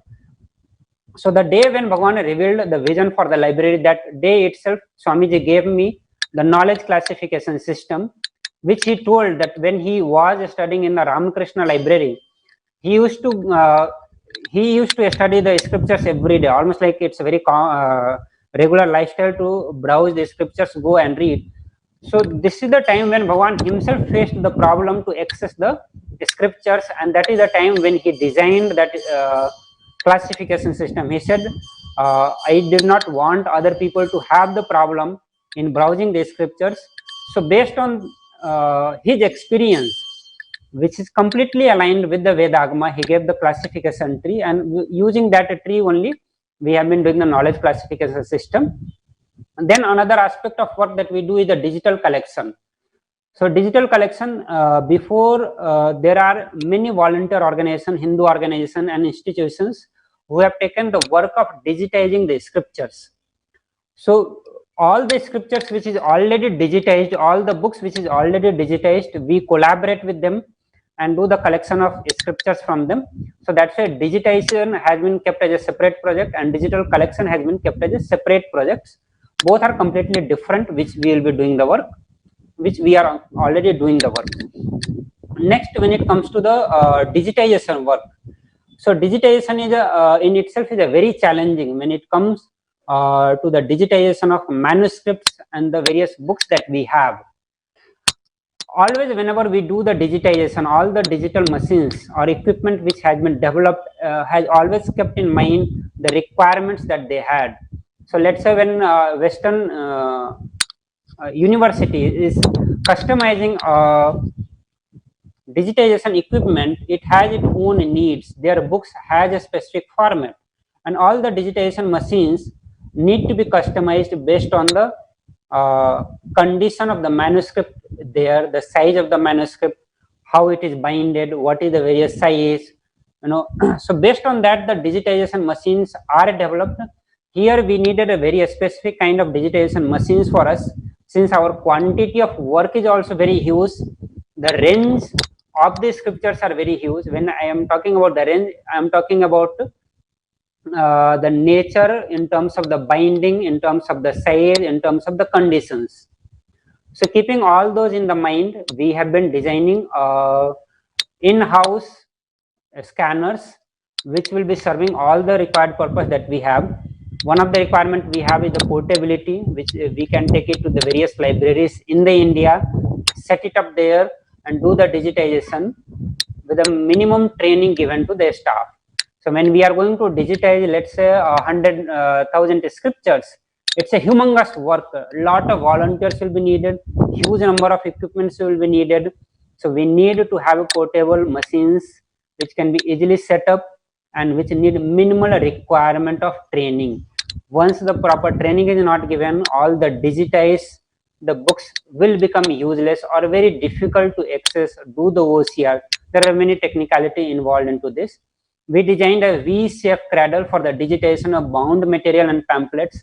Whenever we do the digitization of bound material, one of the major problem that is faced is the curvature which comes. So whenever a thick book, when you open it, always a curvature comes on the both side of the pages. When we, with the many available digitization machines, when we do the digitization, it does not remove the curve. the curve always comes, which makes the book look very bad, and also at the same time those books cannot be OCR'd. If we cannot do the OCR, it is not editable, not searchable, so it's not useful for the researchers also. So that is the place where we needed a weak radar shape, so that it presses and make both the pages flat, and then the digitization becomes more perfect. We have the color digitization. It's not just the black and white, but it's the color, because what Bhagavan told that we are going to be printing the scripture as it is existing. If we have, let's say, the oldest existing manuscript that is existing in present time is almost 800-year old in the Nepal. So if we are going to print a replica of that manuscript, we are going to have the same color, same texture. We are not going to be altering even the color and texture of that manuscript. When it comes to the book, when we are going to reprint the book, which is very old book, we are going to have even the paper of the same color and same GSM, similar kind of printing. So when we have to take care up to that level, we needed a scanner which can have the color scanning. So just black and white is not going to serve, because that will destroy the whole purpose. So the color was needed. So this project, when we started, we have taken, this is a humongous project. So it has been divided into multiple stages. In the first stage, we took the responsibility of digitization of 100,000 books, and which included the rare books and Shaiva Agama from the traditional mutts from the Tamil Nadu. So there are different kind of scriptures which is existing in India. As I said, there are 43 lakhs, which is 4.3 million scriptures are still available in India, which is documented by the government.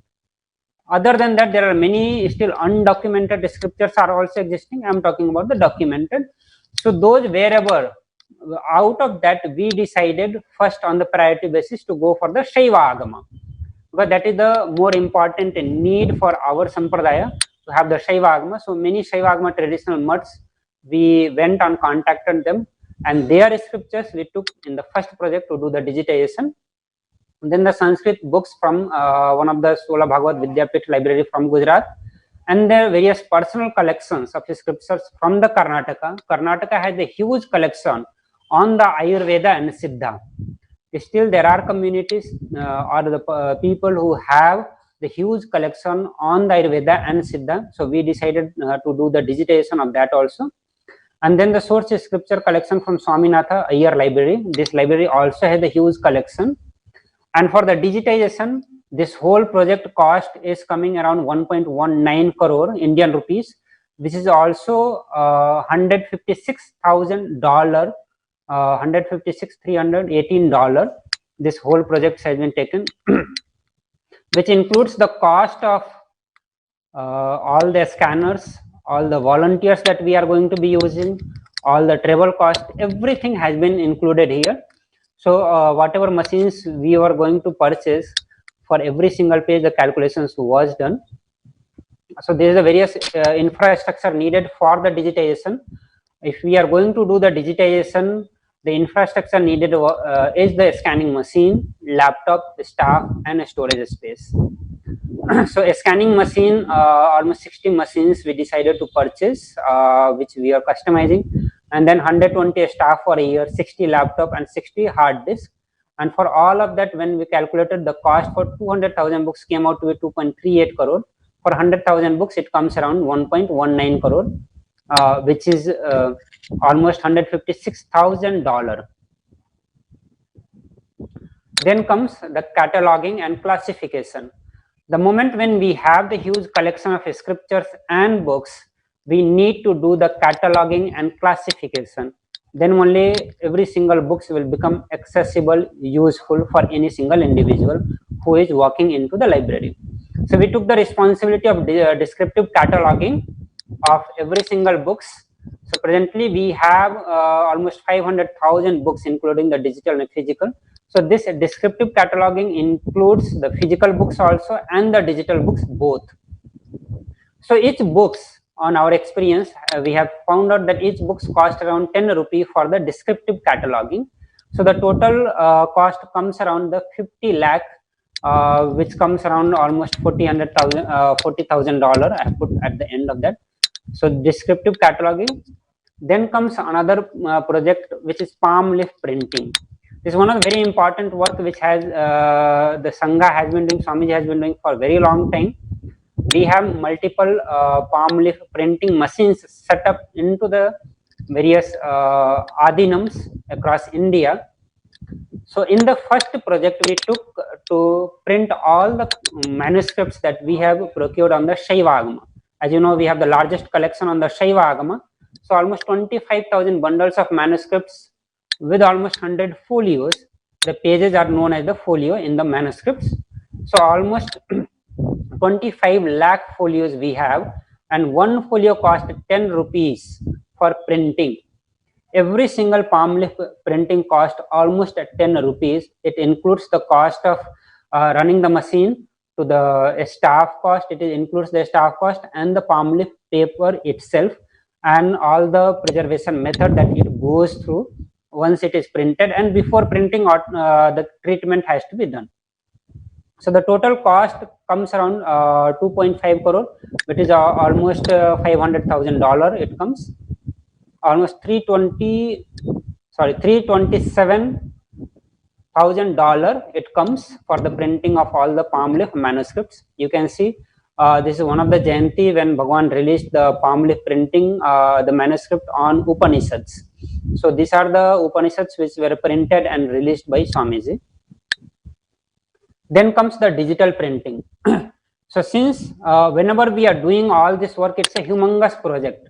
So when we are planning for the digital printing also, we have to go to the industrial level digital printing and not with the office printing machine or the home printing machines. All the books, here also Bhagwan gives the very detail how we are going to be doing the digital printing of all the books that we have procured, all the digital books that we have procured.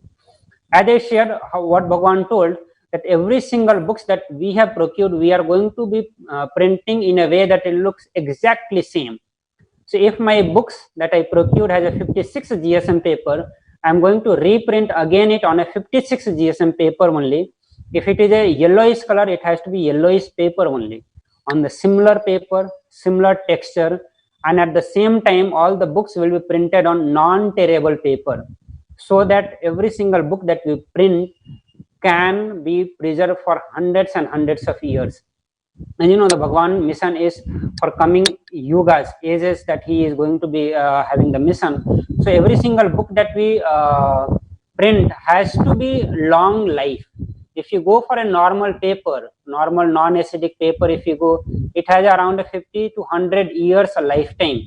But when 100 years is not the years that we look for thousands of years when we are looking for. So that's why in the present available technology, we go for the non-tearable paper. So non-tearable paper gives huge life, but at the same time, it increases the cost also in the multifold. Traditional resin grand binding for all the books that we are going to have. So every book that we are going to be printing, it will have a printing look, same printing, and also in the traditional look, and the resin binding it is going to have. So even to the binding, paper, texture, paper, grammage like GSM, every single thing Bhagwan has given the detail onto it. And then setting up the large scale digital printing unit at the library. So all the printing that we are going to be doing, it will be in-house printing. We are not going to be sourcing the whole work to some company and do the work. No, Bhagwan always do the work, all the in-house work we do. Everything that we are going to be doing, we are going to do as we want. So we are setting up a huge digital printing library, and for the printing of almost 400,000 books, which is just a beginning. We are going to have the printing of almost 20 million and more than 20 million scriptures. So total number which we are going to be printing comes around 16 crore pages. So total non-tearable paper which was required is almost 8 crore, and each of the non-tearable paper cost almost 3 rupees, which is much costlier compared to 20 or 30 paisa which comes for the normal paper that we use. So the cost of printing each page comes around 1 rupees. We are using industrial level printing machines. So total cost comes around 40 crore, which is almost $5 million. dollar comes for the printing of all the collection that we have made till now, which has increased multifold. By now we had 400 million. Now we have more than like 400,000 digital collection. Now it has gone up to like almost 20 lakh scriptures that we have collected, books we have collected, more precisely if I say it's the books. Then comes another project of scripture collection. So as you know, Bhagavan said, deity and books made Nithyananda. This is the exact word from Swamiji, deity and books and deity made Nithyananda. So we are creating and preserving the largest repository of Indian scriptural knowledge in the world for prosperity under one roof.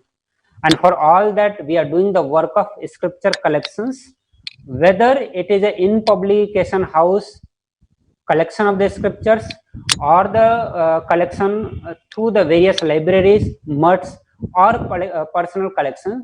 So all those kind of work come under this project called scripture collection. So scripture collection, one of the thing is in publication book purchase. So we have purchased almost 50,000 books to establish the library. Actually, this has gone. The different libraries across the different Adinam have the different collections of the books. These books are from this unique collection of research books, including the Shaivagma, Upanishads, art, and architecture, which becomes a base material for the research program at the Nithyananda Hindu University.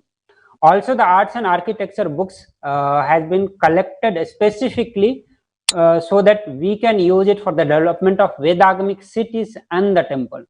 As Bhagavan said, we are not building building, or you can say we are not building just an architecture, we are building a concept.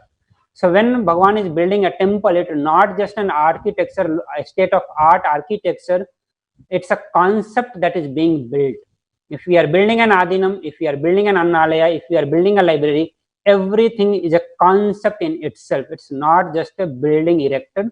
So for all those concepts, we need the scriptures, and all those scriptures we have been focusing, which is going to help in building the Vedagamic cities and the temples. So this project cost almost $261,000 for the phase 1 that we have taken to procure almost 50,000 books. Then comes the manuscript preservation. So this is a very important aspect in having a library where we preserve the ancient scriptures and the knowledge. All the manuscripts that we have preserved, they are already in the very bad conditions, and they are prone to the termites. All the scriptures, all the books are prone to the termite. The one of the reason why we are printing on a non-tearable paper also is that it's highly, I can say, protective to the termites, or also do not get damaged with the different environmental conditions. It does not attract a lot of acids, moistures, and it does not attract the termites. But the huge collection, almost 20 million collection, which is going to be there, are prone to termite, or whatever we have collected, as I shown you in the previous slides, they are in very bad conditions. So we need to do the proper treatment to preserve them. Even for the treatment, Paramashiva has given a clear detailed instructions in the Kamik Agma, and also Bhagavan has elaborated onto that. And we have contacted various institutions which are involved into traditional way of preserving the manuscripts, and according to that we have done certain amount of preservations in our library also. So this includes the physical and chemical treatment to prevent damage of existing manuscripts. This includes combination of traditional and modern technique used for conservation. When I say modern technique, it is specifically used when we say the kind of the cabinets that we are going to be using, the kind of building, the structure that we will be building, or specifically for treatment of the termites, we are going to be using. Maintaining the right temperature and furniture to preserve the rare manuscripts. So all this kind of work has been taken under the project manuscript preservation. Here you can see this was the preservation work, anti-termite treatment work which was going on in the Bhagavan personal house.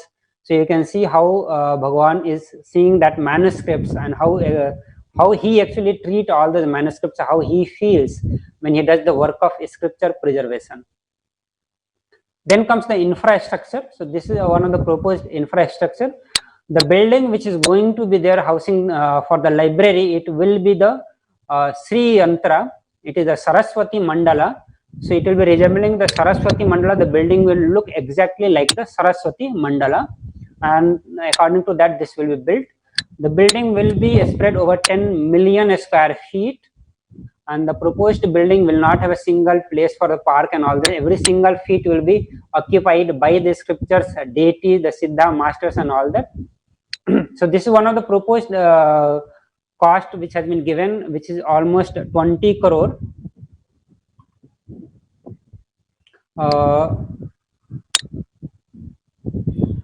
Then for the digital library, we have the IT infrastructure that we have been working to set up. As I proposed, we have been working to develop various softwares related with our need, be it Sanskrit search engine, video search engine, or OCR, or developing a storage or automation system or electronic cataloging system. All these works are happening, and certain part of that work has been taken in the first phase, developing certain amount of infrastructure. So we have worked to set up a local server and storage for digital books, doing the OCR, setting up a system to doing the OCR of our 400,000 books, developing server, library automation softwares. Then there are various details that has been given and cost included with that, which is part of the IT infrastructure, setting up a proper IT infrastructure setup so that we can make digital library accessible to the whole world. Then we have the various crawlers running to collect various digital collection of books from across the digital world. So Bhagavan himself revealed that there are more than 11,000 digital libraries across various languages. He said, collect all of them, that will be 30 million scriptures that we are going to get. This is direct revelations from the Bhagavan. So to collect 30 million scriptures, it's not possible to do the manual download. 30 million, almost 3 crore books cannot be downloaded just by manual work with any number of volunteers. It's a very tiring job to download and ensure that we are not duplicating and downloading the same book again and again, or how we are going to keep it after downloading, how we are storing it. So tracking or keeping accountability of every single download is not possible through the individual. So we have been working on developing the various crawlers, softwares which does the job automatically. Only through the automation we will be able to finish this project within a given timeline, or even we can say in the lifetime we can finish. Otherwise manually it is not possible to finish in the lifetime also. So for the first phase, the proposed budget is almost $11,220. So this is the 1 year plan has been summarized for the various projects, the cost included with that. And previously I have already described the various projects in detail. So with this, I conclude the whole vision given by Paramashiva, and how Paramashiva has detailed how it started from Paramashiva to Parashakti, how it came to the planet Earth, how the various ecosystems were established, kept alive, and the millions and millions of beings got enlightened. How over a period of time the various invasions, we lost those knowledge systems. Then we talked in detail how those knowledge systems were preserved by the rishis, great enlightened masters, universities, shivacharyas, temples, various personal collections, mutts, how all of them were destroyed through the various invasions, and till now it is being destroyed. It's not that it has stopped completely. Till now it is being destroyed. Like when we are talking about the 2 days back which the mob lynching happened, Swamiji was telling that he was a Falahari Baba. He was living on the fruits only. So Falahari Baba, when the Mahant is killed, along with that this whole Sampradaya is destroyed. As I said you, when the destruction is done, it's a very systematic, unknowledge community is destroyed. So when you look at this killing, the mob lynching that happened, it was targeted to destroy this Sampradaya of Falahari Baba, the Nirahara Sampradaya. 2 years back in 2017, another Falahari Baba, he is known as a Falahari Baba itself. So that Falahari Baba was illegally accused for a rape charges, and he has been imprisoned. And along with that, you can see in the Sampradaya of Falahari, Nirahara Sampradaya, how the anti-Hindu elements are targeting to destroy this specific Sampradaya of Nirahari Baba. So they are targeting all the saints who are playing their key role into keeping this Sampradaya alive. So one more great saint has been killed to destroy the Nirahara Sampradaya. See, that way I explained every destruction of the scriptures which has happened in a targeted area, either to the knowledge system or the temples or the libraries or the mutts, and then how Bhagavan envisioned everything, how he gave the vision to again revive back those knowledge sampradaya given by Paramashiva, knowledge system given by Paramashiva, reviving all the 10,000 sampradaya. Then how he has dissected the vision into mission, and different projects has been laid down, and through the various projects what all work we have done, what is our yearly plan, what is the cost involved into that. So the detailed presentation I have given to that. And with that detail, okay, I would like to conclude the whole presentation, the vision given by Paramashiva. It's a direct vision given by him. And if you have any question, you can reach to us. We will be very happy to answer to you. And with this, I pass it to my Bhaktikananda Swami. Hindu University. Thank you, everyone. Hindu literatures are made illegitimate, stolen. Many concepts and principles and ideas are stolen. And Hindus are made to feel that literatures are all just mythology and faltu and just somebody's fantasy. I will make sure enough scientific researches are done, proper documentations are done, analysis are done. Not only I will collect, compile, organize the world's largest Hindu knowledge resource library. I will make all of it user friendly for the whole world by making virtual Hindu library available for the world. I already started the work. Last 20 years I am doing work in this line.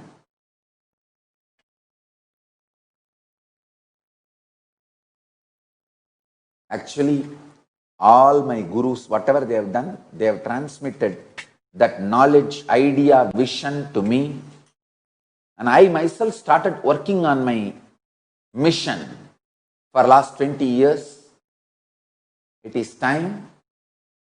In next few years, you will see the fruit. I'll make world's largest library. Please understand, world's largest library on Hinduism. The physical library,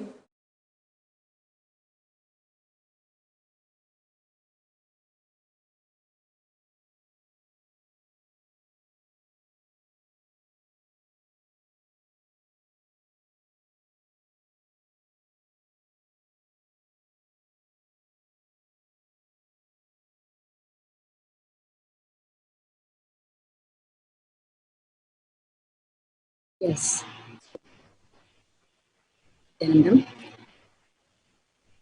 So after that extremely comprehensive presentation, thank Shri Nithya Ramanathananda Maharaj for that presentation, which substantiated Bhagwan's declaration of yesterday about the hard work that is going on to preserve the 20 million Hindu scriptures as one of the 5 top commitments that Bhagavan is giving to humanity, setting up the world's largest Hindu university and Hindu library.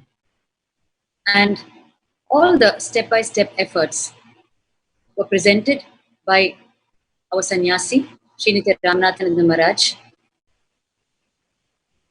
who is executing this responsibility. Of course, any amount of presentation on the ongoing work of Sri Kailasa can only be a bird's eye view. The nitty-gritties and the multiple layers of micromanagement, knowledge transmission by Bhagavan to all his sannyasis, disciples and followers can never be told. So any presentation will always remain a bird's eye view. Behind it are layers and layers of the deep sacrifice and hard work of Bhagavan in imparting the knowledge through the knowledge transmission system, the Hindu knowledge transmission system, in working with every individual, sannyasi, disciple, and devotee, in manifesting the whole vision for humanity. And Bhagavan, from end to end, stands there by the side of each disciple, taking care that the execution of the vision, right down to troubleshooting or where each one might be stuck, he is there personally executing in multiple dimensions and levels. And it has always been mind-boggling for us to even try to understand how he is so omnipresent, but all of us at the same time executing Sri Kailasa, attending to every small detail, right from delivering the vision to seeing the execution of it at the most micromanaged level. And we also heard Bhagavan's own words of yesterday about this declaration of setting up the world's largest Hindu library and Hindu university. The persecution of the Hindu gurus and incarnations, as you can very well understand from this one presentation, the persecution of them is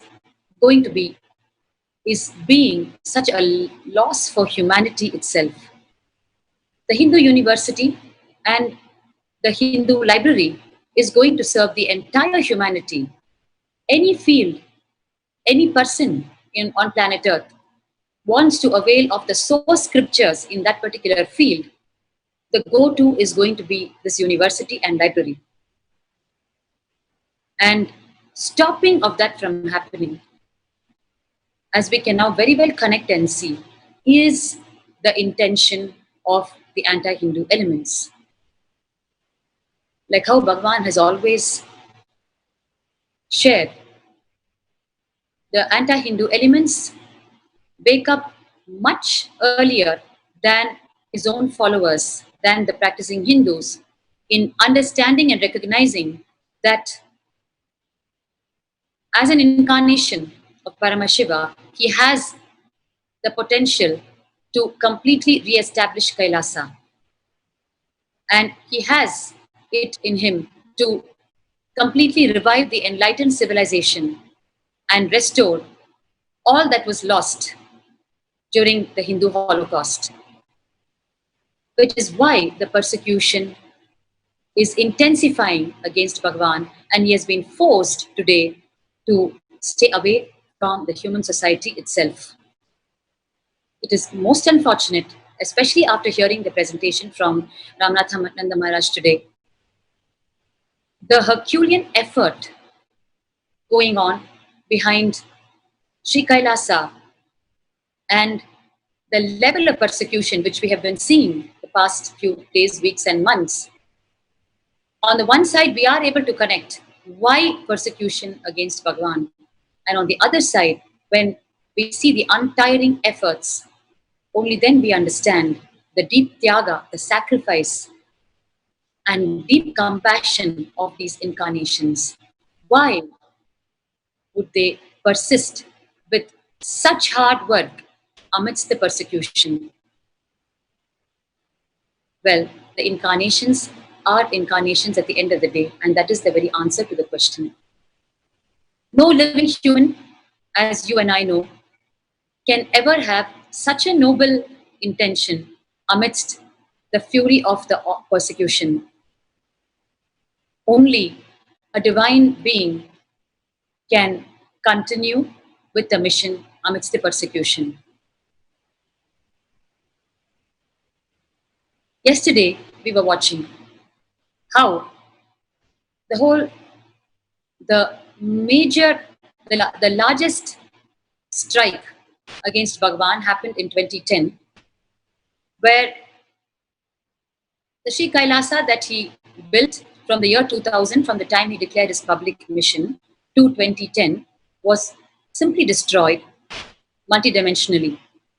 In terms of infrastructure, all the monasteries were beaten and broken, and all the sannyasis, disciples, followers, and devotees were terrorized, and the multiple assassination attempts on Bhagwan's life started happening.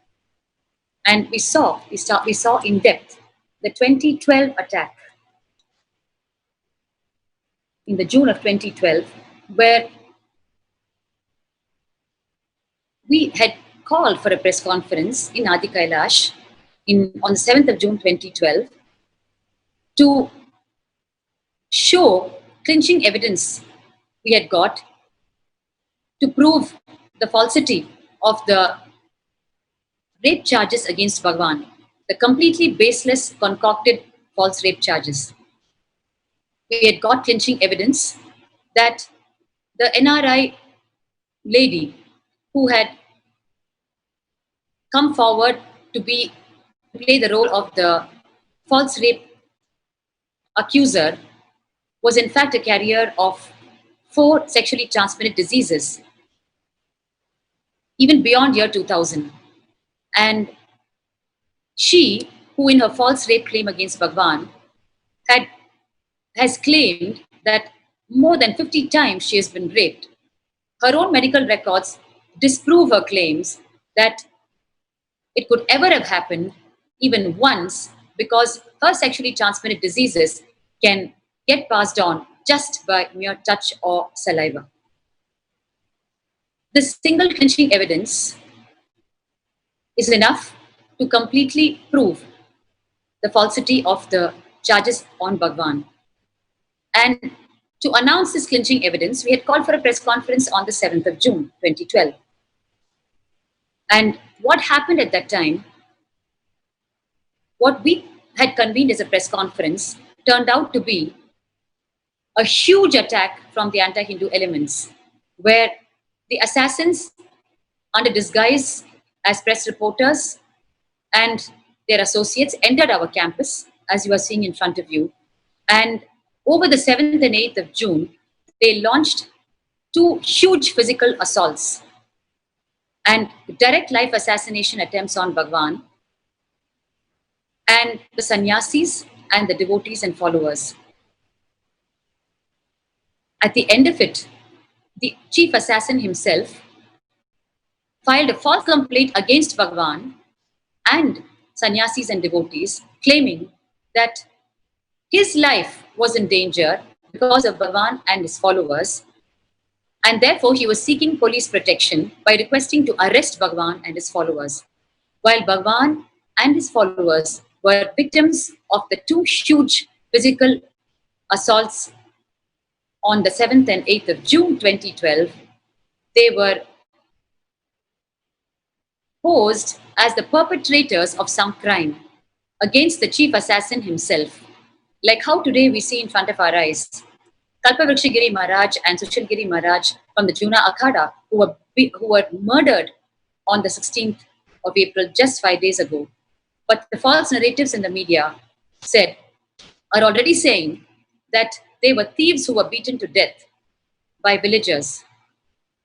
Following the very same signs of persecution, while Bhagwan and his sannyasis and devotees were attacked, and multiple assassination attempts were made on Bhagwan, and the very administrators were almost beaten to death, and they had to undergo emergency head surgery and other injuries. The false narratives carried at that point in time in 2012 only carried the false complaint of the chief assassin that said his life was in danger and therefore he was seeking protection against Swami Nithyananda and his followers. That was one of the multi-pronged attacks of that 2012 operation. So what we stopped here yesterday, in yesterday's presentation of the 2012 attack, and of course the disciples were arrested and Bhagwan somehow escaped the life assassination attempt and he was moved to safety. The disciples were arrested and they were hounding Bhagwan, launching huge search operations to somehow arrest him under the false charges. What happened after that? You are seeing here in front of you how the women sannyasis are being pulled to be illegally arrested, manhandled. You can see in front of you here. They are just pleading in a sense, and they don't even know why they're being arrested. They are pleading to know the reason at least why they're being arrested, as you can see, but with no explanation whatsoever, no written order whatsoever, no rule followed whatsoever. They are just being manhandled and pulled and dumped into the waiting police vehicle. What happened after that? As we know, 2 illegal arrests of Bhagwan happened during this same 2012 attack.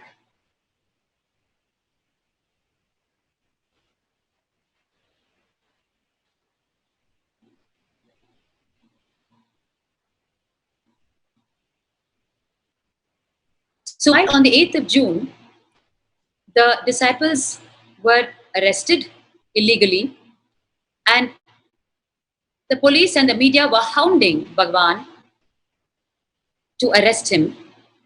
On the 9th of June, the then Chief Minister announced a state takeover of the temple monastery and arrest of Bhagwan. For what? For being the victim of the huge live assassination attempts on the 7th and 8th of June. And the government ordered the district administration to come with a detailed report with regard to the present situation in and around the premises of Nithyananda Ashram in Biddi. We need to understand here, what do they mean by the present situation? There was no situation except we organizing an innocent press conference to announce the clinching evidence that had been found to prove that the false rape accuser was falsely accusing Bhagwan of the rape charges. There was no situation except that. The entire situation of violence was created by the perpetrators of the crime, by the group of anti-Hindu elements. So these are the false narratives. You are seeing actually clippings from the news television channels. So now this will help us to further understand what we mean by saying the mass media cult. Any innocent viewer seeing this will immediately think that there is a current situation which is of a very bad nature happening in the premises of Nithyananda Ashram in Biddi. Nobody will know the consequences that created the situation of violence, and even in the situation of violence, Bhagwan and his followers were only protecting themselves and requesting the perpetrators of the crime to leave the campus, and in turn they were being arrested illegally. That was the present situation, but nobody will know that truth. When they read this, that the government orders have been passed, they will automatically conclude that there is once again a very bad, violent situation existing in Nithyananda Ashram. This is how every single instance, the wrong, abusive, distorted reports reach the innocent viewers. And it is made to see as if the entire ecosystem of the ashram is acting against the whole thing. And further, the news reports carried that today we have, as the Chief Minister's statements, he's saying, today we received the report and the Law Minister, the Home Minister and the District Minister, along with the officers, had detailed discussions, and we decided to hold a high-level inquiry headed by the Regional Commissioner to look into the matter in detail. Here, the entire ashram and Bhagavan is painted to be perpetrators of some crime, which requires the Law Minister, the Home Minister, the District Minister to hold high-level inquiries headed by the Regional Commissioner. The whole, how preposterous and abusive and distorted the entire reporting is. And the statements of people who are supposed to protect the interests of the innocent people, their statements are so scary and misleading, as you can see. And further, it was announced that instructions were given to the district administration and the superintendent of police, Ramnagara, to search the premises meaning the ashram here, and draw a mahazar, a list of items in the property with drawings before carrying out a raid, and to take the possession of the ashram property and see to that law and order is maintained in the locality. How more preposterous can this get? We were having a peaceful press conference just to announce the clinching evidence that has been discovered through the courts. We wanted to share it so that the false case against Bhagwan would be understood by the people, whereas the press conference was converted into an assassination attempt, and it was converted into an attack from the side of the anti-Hindu elements, whereas here, at the end of it, the ashram is receiving instructions and the officers are going to come to the ashram and do a search and a raid and draw a list of items of the properties in the ashram and take possession of the ashram property and ensure that law and order is maintained in the locality. The whole thing is being projected as though the ashram is causing public disrupt, and it is causing disruption of public law and order in the locality, means in the region of Biddi, where the ashram is located. And as though the ashram is the hub of all violence for the Biddi locality, and it is becoming necessary to even seize and raid the ashram and take stock of the list of items in the ashram as property and hold a high inquiry. The gross misrepresentation, the cunningness of the whole strategy, the arrangement of words in this, and how the different forces came together to execute this. The anti-Hindu elements physically on the field, converting the press conference into assassination attempts and physical assault and violence. And on the other side, the mass media cult flashing all these statements and putting their own headlines, just saying Chief Minister ordered the police to seize temple assets and property. And on the other side, the very authorities to whom we go for protection of our fundamental human rights, the very authorities issuing instructions which is grossly misleading the public and which is grossly violating even the fundamental rights of Hindu gurus, incarnations and their followers.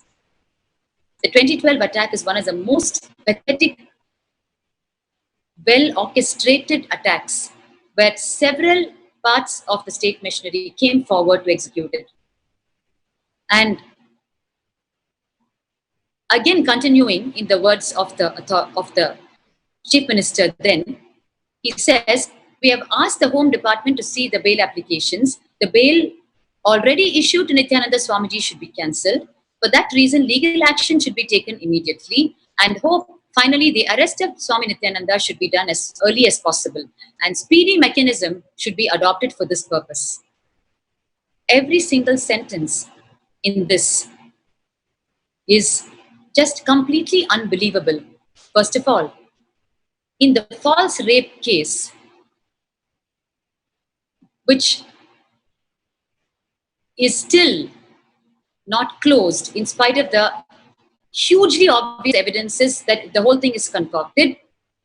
That case is being dragged into this, and it is being said that hopefully Bhagwan will be arrested, and that too very soon, and that very speedy mechanism should be opted for this purpose. The whole thing is being painted as if it is some national emergency. Just an innocent press conference. The whole attack was from anti-Hindu elements, but the whole thing is painted as a national emergency. A speedy mechanism should be employed to arrest Bhagwan. And here, as you can see, on the 9th of June, finally, the essence of the government orders was search and seize the ashram, temple property of Bhagwan, which is totally arbitrary and illegal, and to seal the Adinam, the monastery, which is again totally arbitrary and illegal, and to enforce curfew, which is completely illegal. There was a section 144 imposed on the ashram. Today, we are having the section 144 imposed by us in the wake of the coronavirus to stop congregation of people anywhere beyond 4 in number so that the deadly virus will not spread. Imagine the 144 being slapped on the ashram. For what? The ashram was a victim. Bhagwan and his followers were victim of the huge attack on the 7th and 8th, as you saw in front of your own eyes. But the curfew is being imposed on the ashram. Then where are the perpetrators of the crime? How can they just go scot-free? And the entire set of victims here are being made to look like the criminals. And the curfew is imposed on the ashram, which means starting from the blissful life that the sannyasis and followers live inside the ashram, as you can see in front of you, that blissful life is particularly being banned through this disguised IPC 144. They want to stop the entire lifestyle of Hinduism. And we congregate every day to do our early morning puja. That was also stopped because we can no longer sit together and do the puja. Doing the group puja, worship, is a fundamental spiritual practice in the Hindu Dharma. Like how yesterday Bhagwan told us, anything Hindu, just eliminate it. You can see in front of your own eyes such sharp evidences to this statement of Bhagwan. Complete congregation was stopped inside ashram, and we had to steer clear from each other. Even 3 or 4 of us could not stand together because we had the police in the campus immediately telling us that we should not congregate. And the mass media cult could not ask for anything better. They made the most impressive, abusive headlines. CM orders sealing of Nithyananda Ashram. Now, when people watch, the innocent viewers watch hundreds of such headlines on print media, on e-media, and on the television media, continuously, relentlessly flashing these lines. What else would they be thinking except that Nithyananda Ashram and Swami Nithyananda are continuous perpetrators of crime, and they are always being arrested for the crimes that they are committing. That is the conclusive statement of innocent viewers. And that is the aim of the anti-Hindu and atheistic elements as well. Their aim is to make the innocent people conclude in such a fashion about Bhagwan and his followers, about anything Hindu. And on the one side, when we hear about the untiring efforts of Bhagwan to restore Hinduism and the cosmic principles for the benefit of the whole of humanity, on the other side, now we can connect why he's being so relentlessly persecuted and why the mass media cult relentlessly flashes such gross, abusive, corrupt news, grossly misleading the public with such false news, with no effort to even present the facts of what happened. And you can see here, CM orders sealing of Nithyananda Ashram. And the highlight here, as you can see, is I have ordered that the ashram be locked. So repeatedly, when people watch and view these statements, the single opinion that gets continuously formed in their mind is not only about Bhagwan and his organization, but about the whole of Hinduism.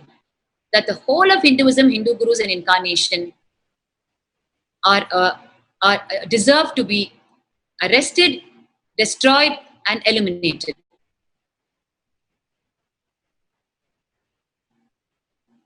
And all regional sections of the mass media cult carried this abusive news. And on the 11th and 12th of June, the search, seize, seal, and curfew was imposed. And a battalion of police was employed for what? There was nothing happening inside the ashram. We were just recovering from the huge attacks of 7th and 8th. Our sannyasis and devotees were fighting for life. They were having surgeries performed on themselves. And here, on the one side, while we were battling for our lives on the other, and Bhagwan was being hounded to somehow take illegal custody of him, while we were battling with that on one side, on the other side, we were facing these operations that you're seeing in front of your eyes.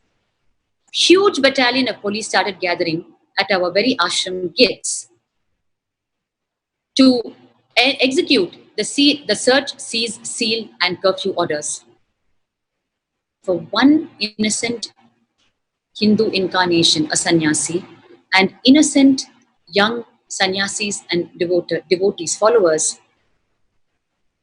Such a huge multi-pronged attack. You can see here, this is just the beginning of the group that started gathering there. And they started executing the orders. The administrative units of the temple monastery complex in Adi Kailash were locked. They were illegally sealed, as you can see, in the multiple locations here that have been encircled.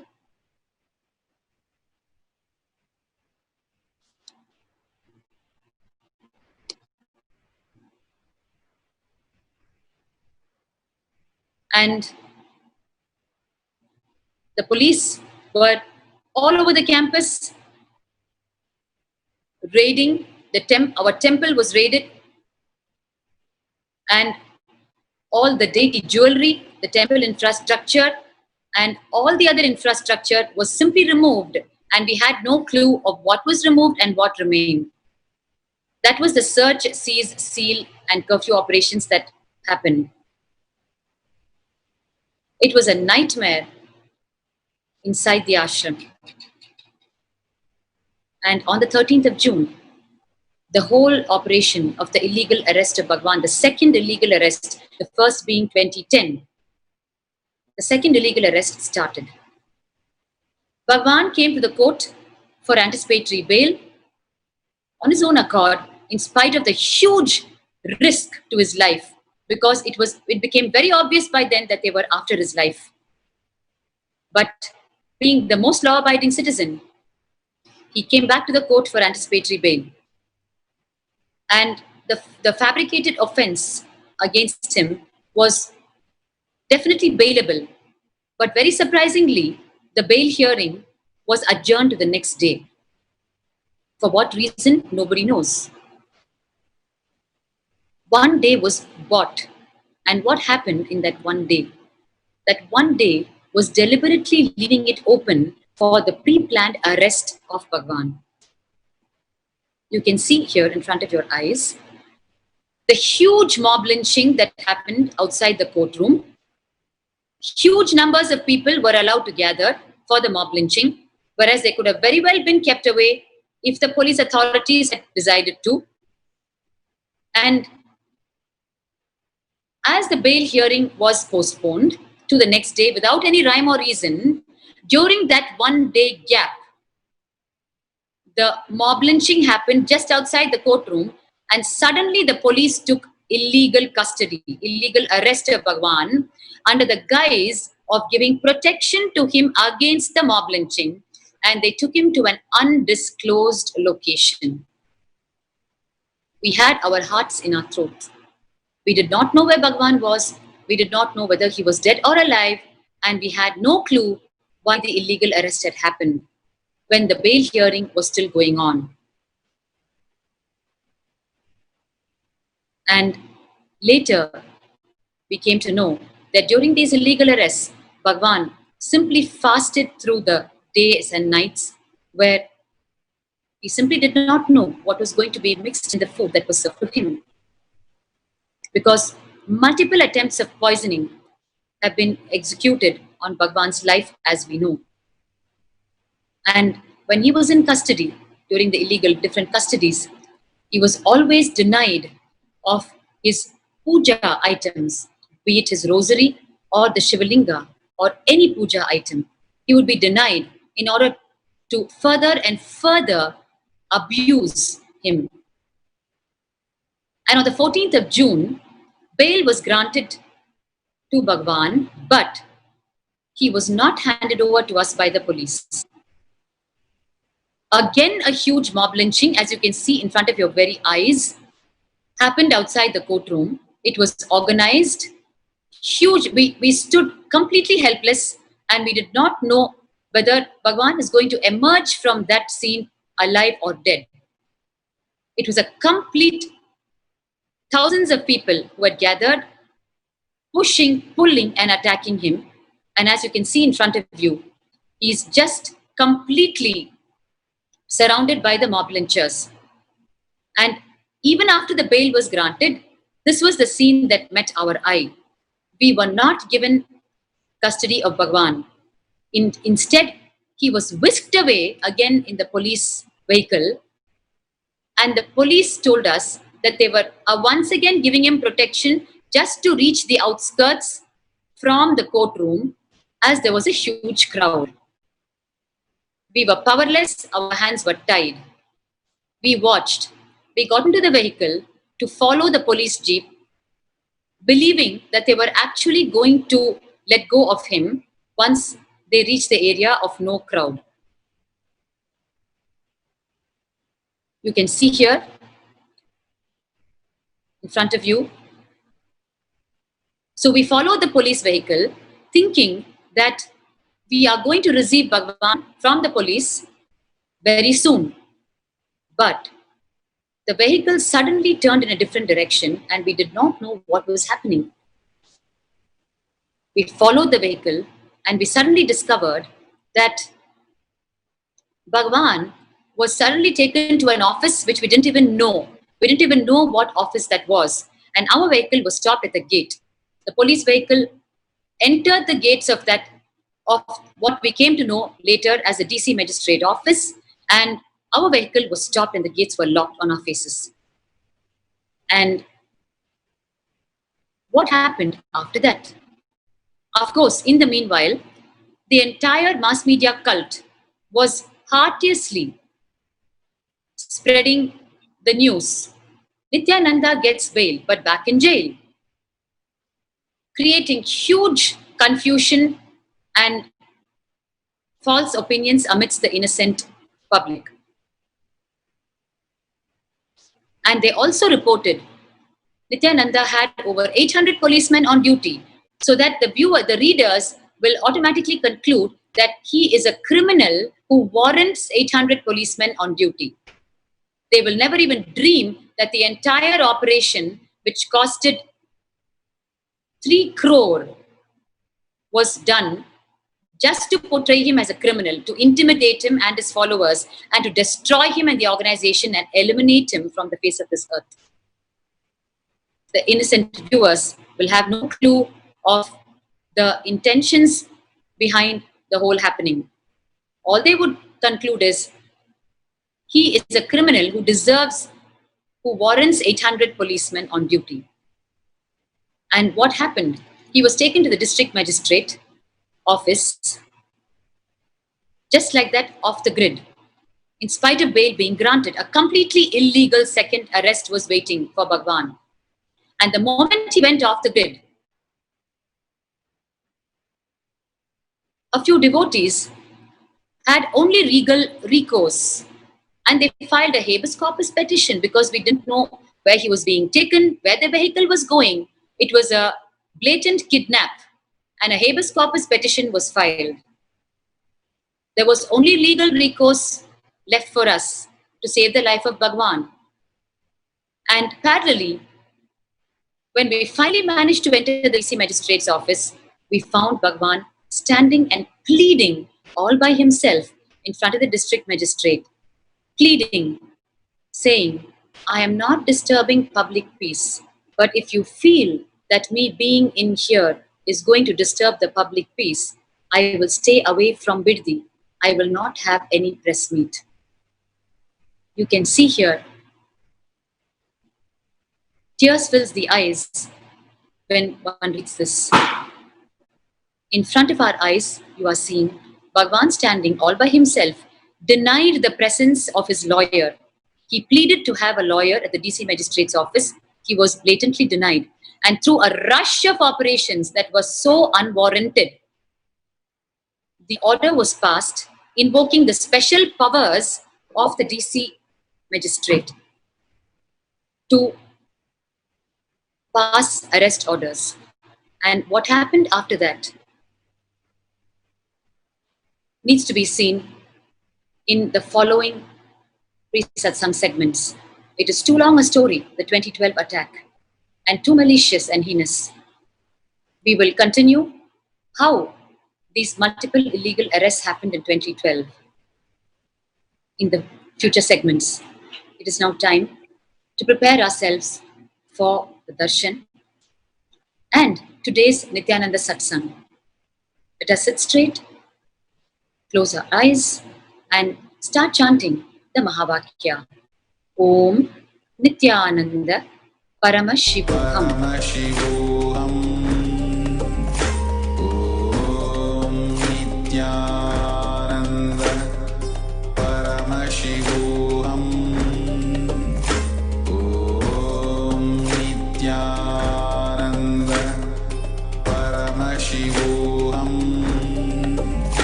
Om Nithyananda Paramashivoham. Om Nithyananda Paramashivoham. Om Nithyananda Paramashivoham. Om Nithyananda Paramashivoham. Om Nithyananda Paramashivoham. Om Nithyananda Paramashivoham. Om Nithyananda Paramashivoham. Om Nithyananda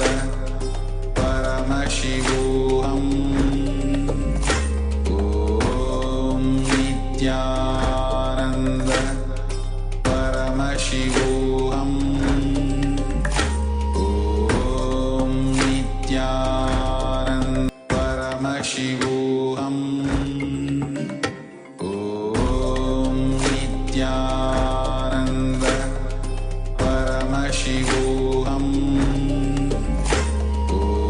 Om Nithyananda Paramashivoham.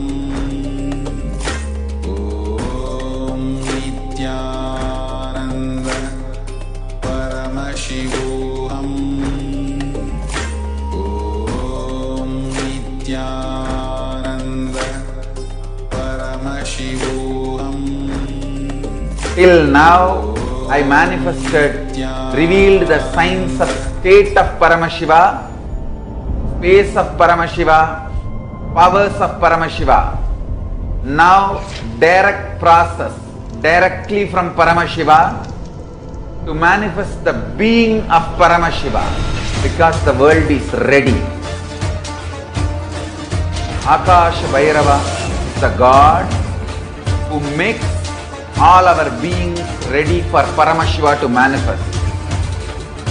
It will be centered on Akash Bhairava and making Paramashiva manifest in all of us. The program will be Guru Dakshina based. It will be dependent on you. You can't put any monetary value for it. If 10,000 of us can sit together and manifest the being of Paramashiva, not only we will heal the coronavirus in the whole world, we will give a super conscious breakthrough to the world. Whatever I was talking after the great past, I am going to make that all into reality. This will be the most life positive happening on planet Earth. All of you, make the decision to attend Paramashivoham from simple integrity. My purpose is to make you attend sincerely, that's all.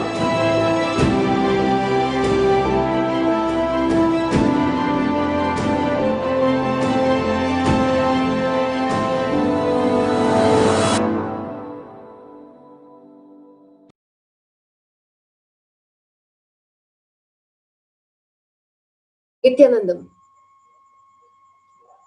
As Swamiji says, Hinduism is the only hope for humanity.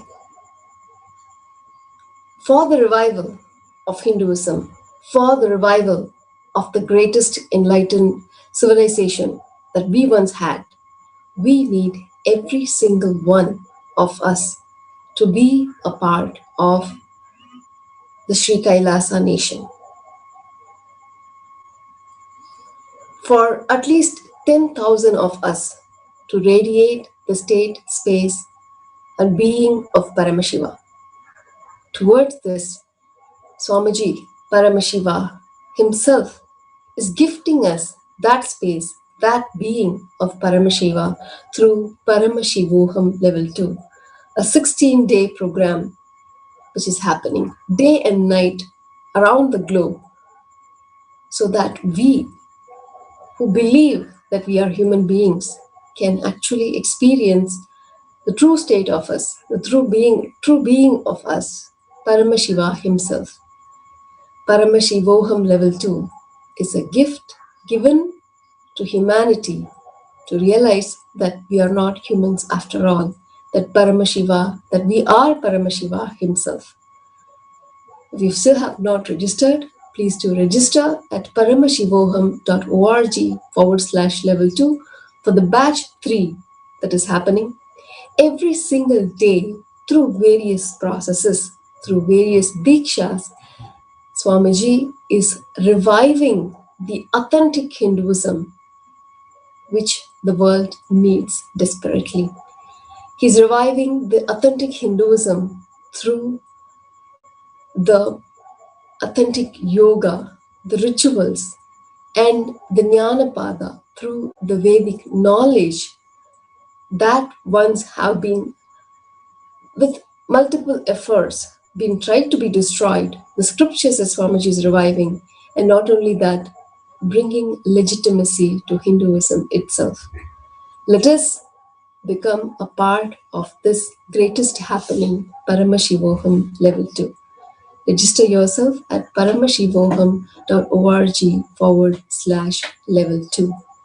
Let us now hear another experience from Nithya Shomayananda from Netherlands, with her experience being part of Paramashivoham Level 2. Thank you, Nithyananda. Nithyanandam, this is Nithya Shomayananda, and with a short update on how it was the first day of Paramashivoham Level 2. Well, it was amazing. Swamiji's darshan was... every program, it is getting better and better, and even though you think this is the ultimate and the summum and it can't max out anymore, then still he tops it every time again.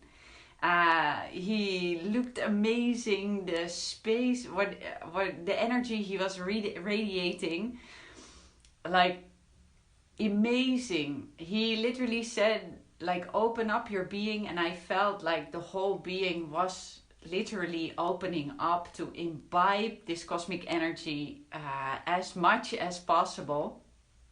And I felt it melted down everything else inside, and it was creating just such such an intense, energized, and very, very sweet space. I can really recommend everybody to jump in.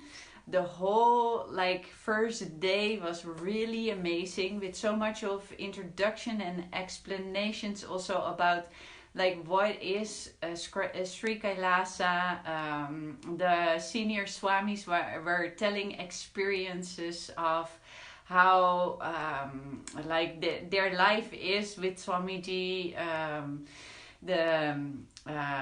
So much of context was given, context of what is actually Diksha, all of these things. So it was a beautiful introduction to not only the program, but actually the whole of Swamiji's teachings and the Hinduism, which really Swamiji is completely the face of Hinduism, the one avatar that really is interested in reviving this whole beautiful tradition with such treasures when it comes to all aspects of life, actually, and how to really find the core of your being and get not only connected in one meditation or one experience, but he is completely guiding us to really get fully centered on only that core, the source within, deep within, and literally melting all of the sufferings, pains, illusions, delusions, all of that away.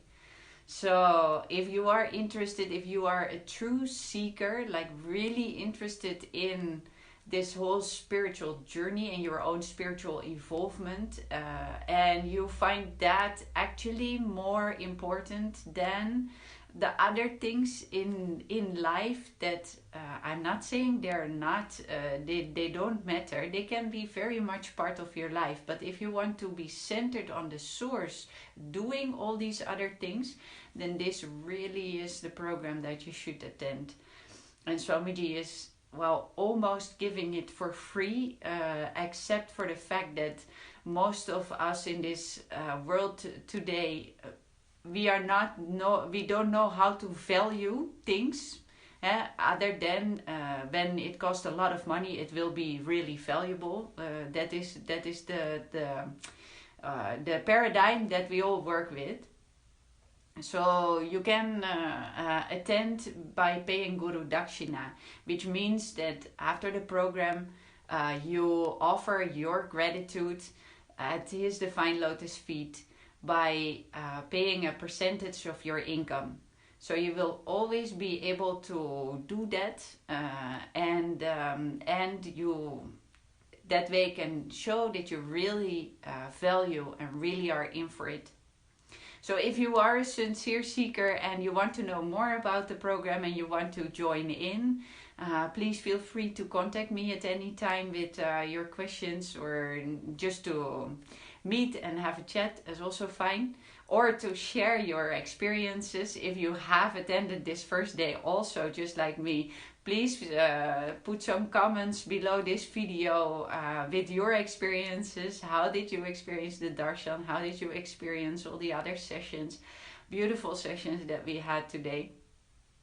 Thank you very much for tuning in to this video, and already thank you very much for leaving any comments below or getting in touch with me. Then we will be in contact. Nithyanandam, be blissful.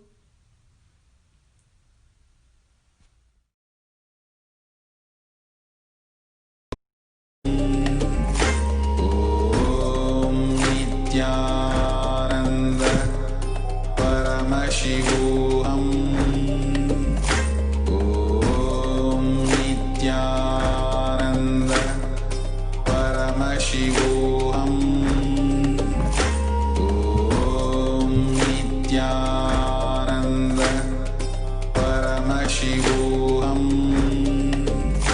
Om Nithyananda Paramashivoham.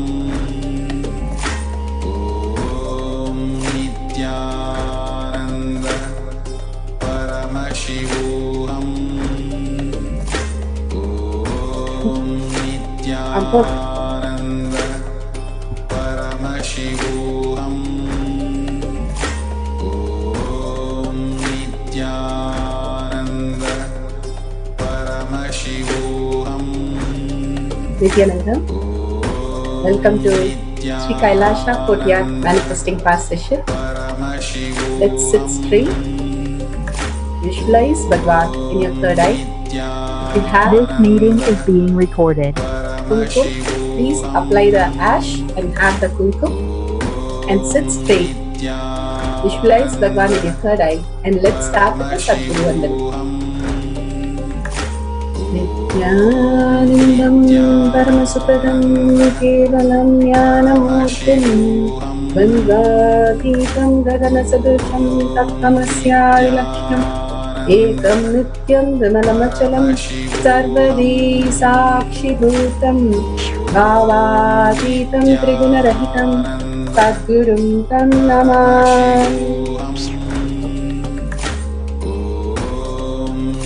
Nithyananda, with such a beautiful space, the powerful space that Bhagwan himself is taking every day live session for us to get the darshan, diksha and initiation into the higher reality. Now first let's see what is power manifestation, and from there we will start one by one understanding the power manifestation, going into the details of every step of power manifestation. Power manifestation is nothing but a cognitive shift and an infuse of powerfulness into any action or state that we are in. It raises the frequency of our body and mind to the ultimate powerful space, which is Turyathita. We know three states: waking state, deep sleep state, and dream state. There is much more as a human being which we can experience, where Siddhas and Rishis have manifested. That is the Turiya state, high awareness, the trance state, and the conscious state, Turyathita state, the consciousness itself as our reality. So here we have a small clipping that Bhagwan himself speaks about the power manifestation. What is power manifestation?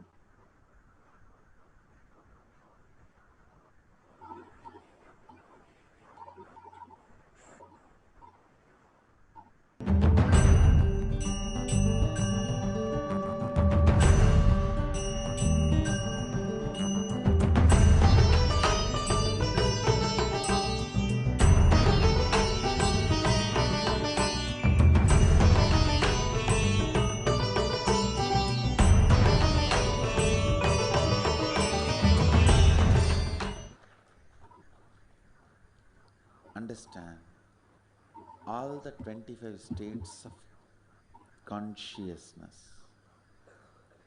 when they happen in you due to your chemicals and hormones ups and downs, it is powerlessness. When it happens in you out of your free will and consciousness, it is powerfulness. That's all. When you fall into sleep, it is powerlessness. When you enter into sleep, it is powerfulness. When you fall into dream, it is powerlessness. When you decide to dream, it is powerfulness. So I have added the ultimate powerfulness, Turyathita, in your whole being and doing. Manifest all the powers. Understand, power manifestation is nothing but cognitive shift. It is not work. It is cognitive shift. Understand? It is just cognitive shift.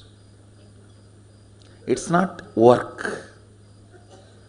Work is a 4-letter word.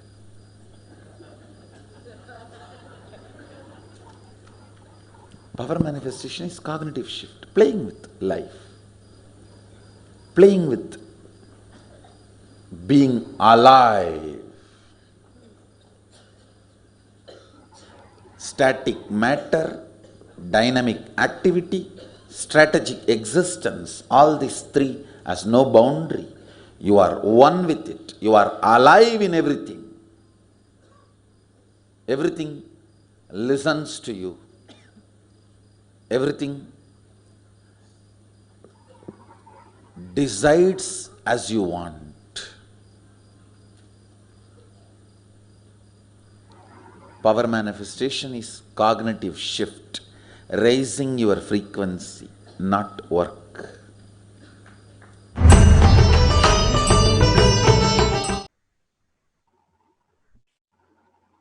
Bhagwan beautifully described how we can raise our cognition if we are intense understanding how Paramashiva in us can manifest the reality that we want. Now let's understand about Paramashiva. What is actually happening? The 5 phases and 5 phases of Paramashiva. The Srishti, the manifestation, Shriti, the sustenance, the Samhara, regeneration or destruction, Trabhava, the pulling out of delusions, and Anugraha, the liberation itself happens. Now we'll hear it from Bhagwan's words and start living the higher truth of reality, the existential reality. We have a small clipping of the 5 phases and 5 paces. Through the 5 phases, Paramashiva does manifestation, maintenance, rejuvenation, pulling out of delusion, and liberation.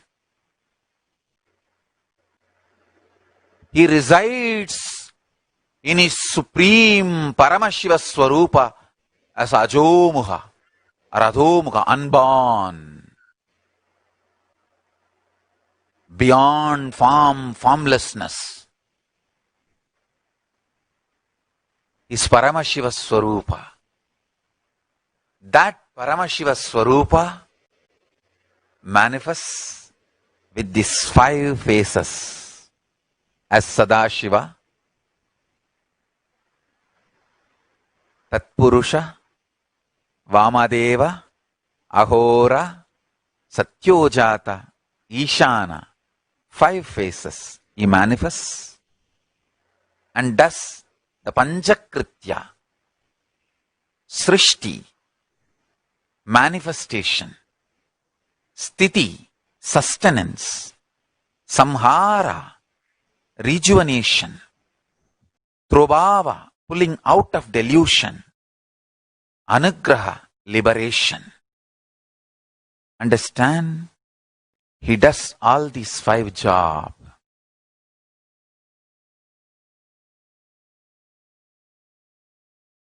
Through these 5 phases.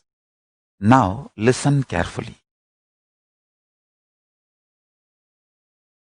Tatpurusham, Vamadevam, Satyojatam, Ahoram, Ishanam.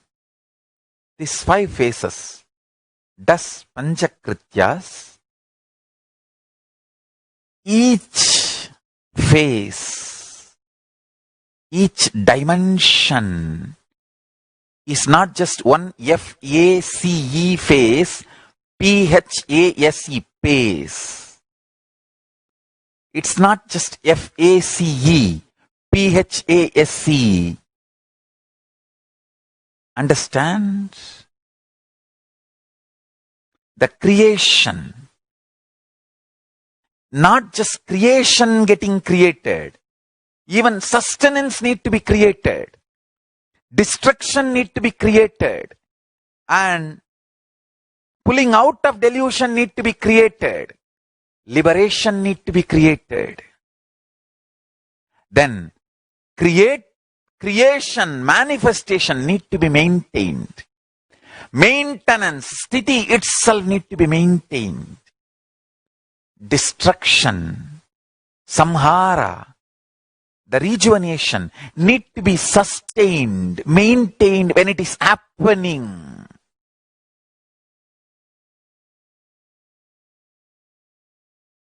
Pulling out of delusion, throbhava, need to be maintained when it is happening. And anugraha, liberation, need to be maintained when it is happening. Those micromilliseconds when it is happening. So understand, Satyojata Murti as 5 face, Ishana Murti as 5 face, Vamadeva Murti as 5 face, Agora Murti has 5 face, Tatpurusha Murti has 5 face. So, Tatpurusha Murti as is 5 face, Agora Murti has is 5 face, Vamadeva Murti has his 5 face, Satyojata Murti has his 5 face, Ishana Murti has his 5 face. All these 5 Murtis, 5 faces put together is 25 faces of Mahasadashiva. Understand? All these 25. I'll repeat, listen. Creation created. Manifestation manifested, 1 face. Sustenance manifested, 2nd face. Destruction manifested, 3rd face. Pulling out of delusion manifested, 4th face. Liberation manifested, 5th face. Then manifestation sustained, 6th phase. The sustenance is sustained, 7th phase. Destruction, rejuvenation is sustained, 8th phase. Pulling out of delusion is sustained, 9th phase. Liberation is sustained, 10th phase. Listen. Then rejuvenation, destruction, rejuvenation is manifested, 11th phase. Rejuvenation is sustained, 12th phase. Rejuvenation is rejuvenated, is 13th phase. Rejuvenation is pulled out of delusion, 14th phase. Rejuvenation is liberated, is 15th phase. Same way, continue. Pulling out of delusion, throbhava. Throbhava manifested, 16th phase. Throbhava sustained, 17th phase. Throbhava rejuvenated, 18th phase. Throbhava is pulled out of delusion, 19th phase. Throbhava is liberated, 20th phase. Then again, listen, anugraha. Liberation manifested, 21st phase. Liberation sustained, 22nd phase. Liberation is rejuvenated, 23rd phase. Liberation is pulled out of delusion, 24th phase. Liberation is liberated, 25th phase. Listen, these are the dimensions of Paramashiva. Understand? Meditate on this. That is enough. If your inner space can meditate on this, that's enough. All negativities will be burnt away. The most subtle grooves which will be formed in your brain by meditating on this will manifest the state, space, powers of Paramashiva.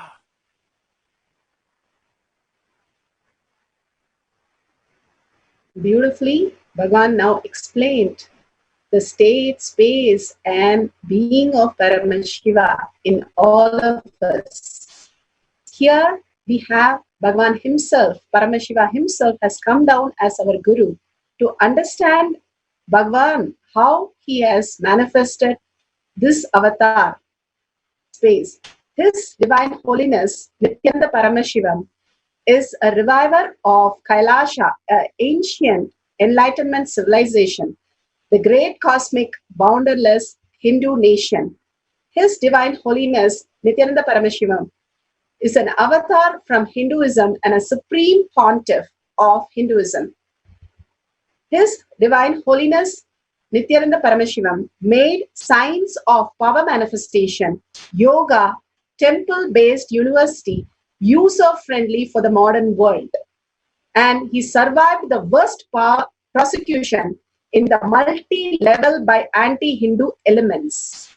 Kailasa, led by His Divine Holiness Nithyananda Paramashivam, and his Hindu diaspora are working for global peace. His Divine Holiness Nithyananda Paramashivam is a founder of Nithya University, which has extended campus in 150 countries. His Divine Holiness Nithyananda Paramashivam is 293rd Guru Maha Sannidhanam of Shamala Pita, Sarvanya Pitam, and Swaragapura Adinam, and present Maharaj of Suryavamsa Surangi Samrajyam. We'll have a small clipping of Bhagavan himself, how he has manifested this reality from the he has manifested from a village boy to how he has manifested in Kailasa. A small clipping we'll be playing now.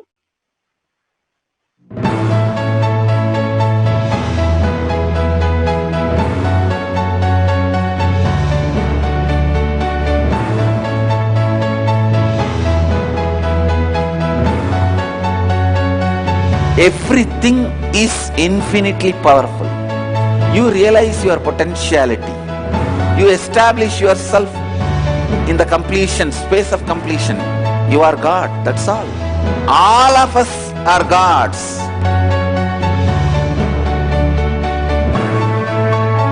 The first experience is that I was able to see everything around me, above me, the whole 360 degree. I realized not only I was able to see, I was able to feel, experience the skin of the stone on rock on which I was sitting and the skin of this body. Both carry me equally. In both I exist equally.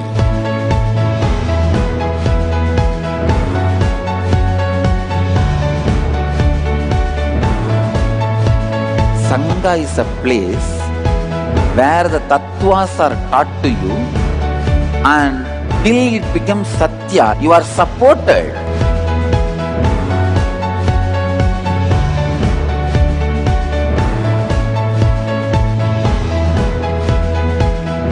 Akhadas are basically founded by Sadashiva himself. All is ganas, Shiva ganas. Exactly the word gana means. In your length, breadth, depth, if you are filled by Shiva, you are Shiva gana. All the Shiva ganas formed the first Akhada. Later on, much later, Kapila Muni organizes Mahanirvani Akhada. Then all other Akhadas.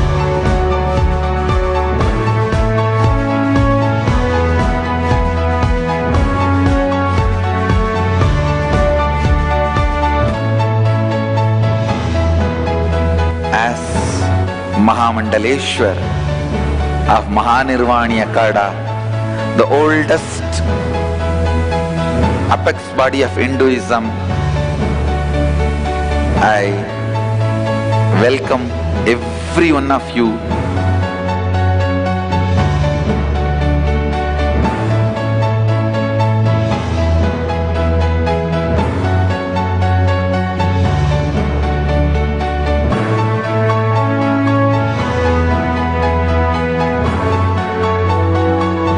What I am teaching is from original Agamas Yogapada.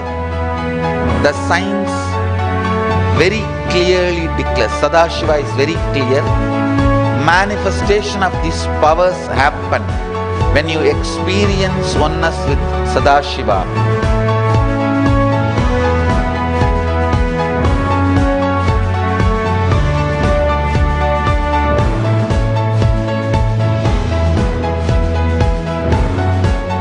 When you choose your Guru, the best thing is find a person who is enlightened, experienced, who can play with energy, who can directly transmit experience to you, and who is in tune with the original Shastras, the source of the knowledge.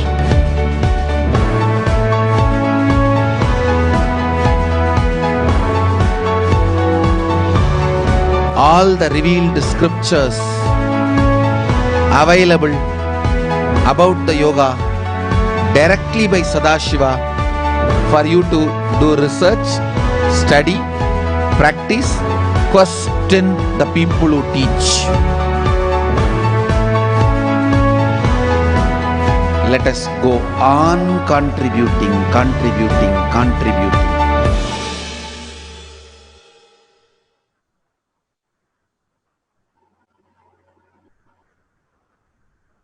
Bhagavan beautifully explains how we have to choose a guru who gives the authentic references.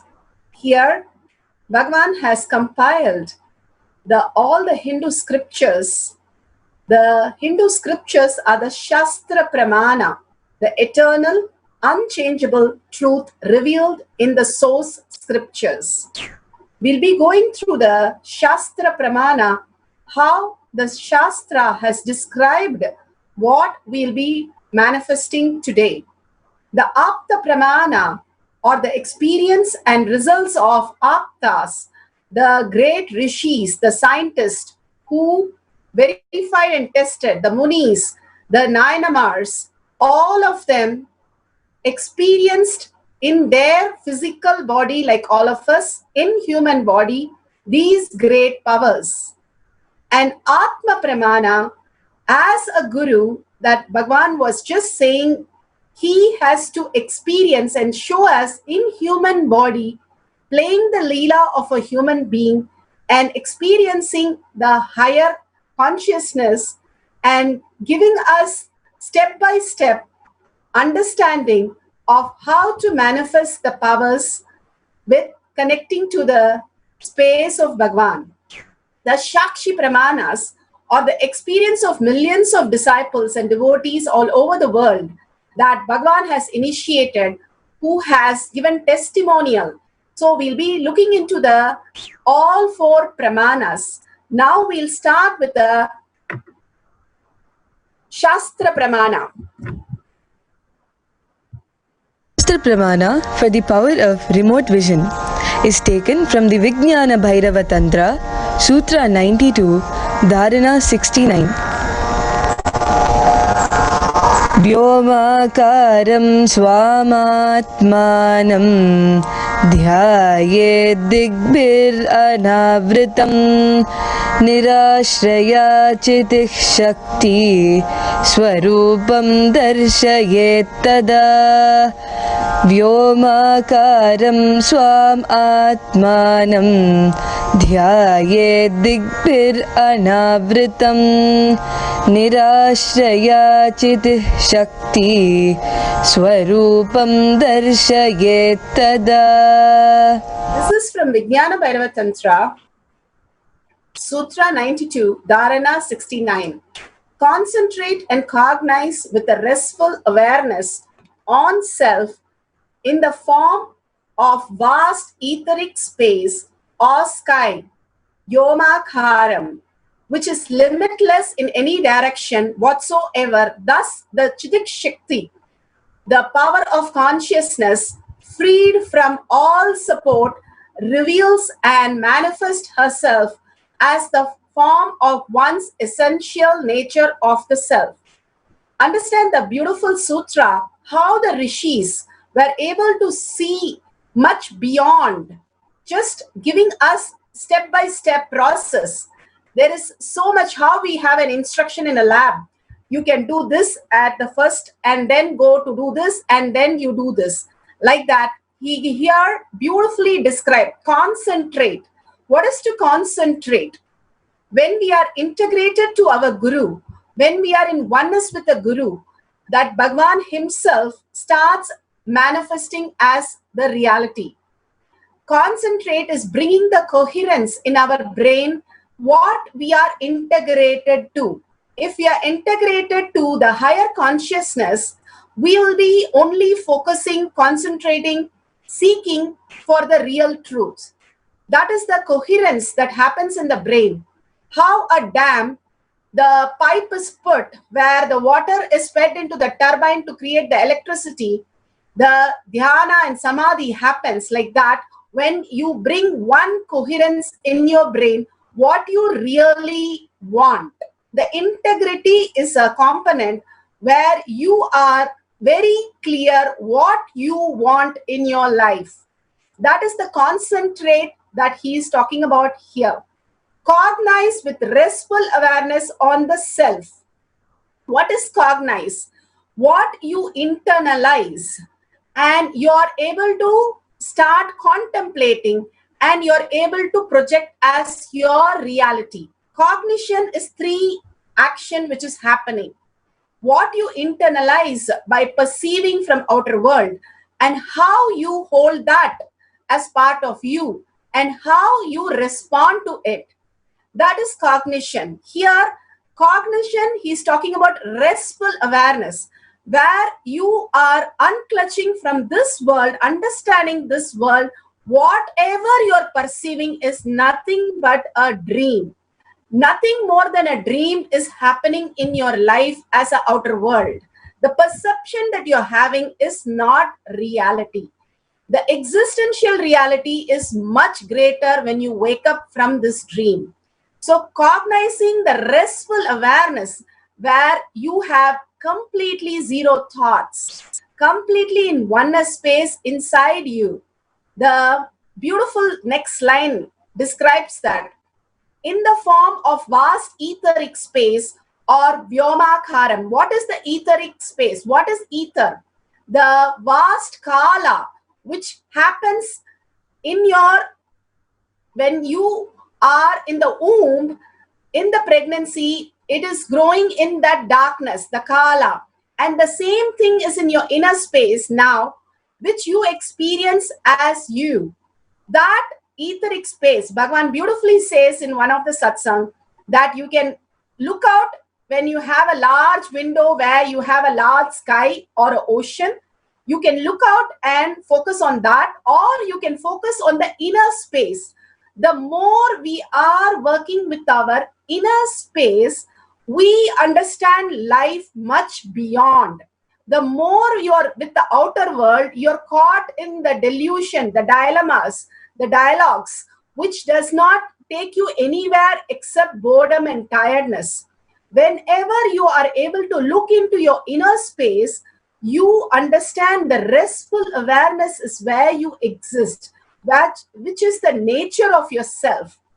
Now he says, which is limitless in any direction. The inner space can expand into any direction whatsoever. Thus the Chitta Shakti, the power of consciousness. When you're in Paramashanta Swarupa, when you're completely the coherence of the brain, starts focusing in your inner space with a restful awareness, the third dimension of you, you know only body, you know only which is matter, and again the mind, which is again the matter, but there is a third component of you, which is the consciousness. You will learn to live as consciousness. Bhagavan beautifully gives an example how the waves try to collect some pebbles and try to think they are going to build a castle, but soon it is wiped off. The same way we think family, job security, wealth security, all this are continuously going to give us something which is going to satisfy us. But something more is there when we understand When the wave merges to ocean, the ocean is what creates even the wave. We start coming into a bigger picture. When you let go your mind, which is just mere outer world, the bigger component of Bhagavan himself will start manifesting through us. That is what it says, freed from all support, reveal and manifest as the form of one's essential nature of the self. Your essential nature starts happening in you. The more and more you start living in the oneness space, the more you start understanding the higher reality. Now we understood the Shastra Pramana, the steps in Shastra Pramana. Concentrate, cognize in the inner space with restful awareness, and you will be able to experience the consciousness, the Paramashiva that you are, as reality, which is your very nature of you. Now we will see the next, after Shastra Pramana, we have the Apta Pramana. Apta Pramana is the Rishis and Munis. This will give you an idea. I'm talking about Vyasa. Vyasa is a great Rishi, the greatest happening on planet Earth, who compiled and organized everything for us to understand. So during the Mahabharata, Dhritarashtra was not able to see what's happening. The king was not able to understand what's going on. And so Vyasa initiated Sanjaya for just 19 days to experience this great Mahabharata which happened. And he was actually given the gift, because he was given the gift of 19 days to have a remote vision, the third eye, through which he was able to see Mahabharata. He also had a great gift of listening to Bhagavad Gita when it was really delivered to Arjuna by Krishna, Lord Krishna. That was the greatest happening that Dhritarashtra got to hear.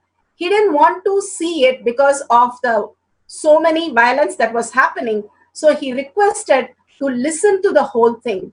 Here's the reference from Mahabharata, Bhishma Parva 06, section 15. This is the Apta Pramana, and there's so many other references. We are here giving you one reference, how it is recorded. All these are recorded and documented, and how precise Bhagavan has compiled all this with greatest effort to make us understand how people lived, manifesting their life again and again to make us understand the higher reality. And Bhagavan himself playing the Leela. Once he was a child and he was asked, can you tell anything which is beyond your senses? And Bhagavan said, yes, I can. And the boy said, okay, tomorrow we will come and question you. You should be able to answer. And Bhagavan ran to Vibhudananda Puri and said, this is what the kids are betting. And they're saying only through 5 senses. I told them that we can learn beyond that. Just not only through 5 senses. There's much more to learn beyond the 5 senses. We educate our children saying that only these 5 senses can learn things, which is the worst delusion that we are putting our kids into.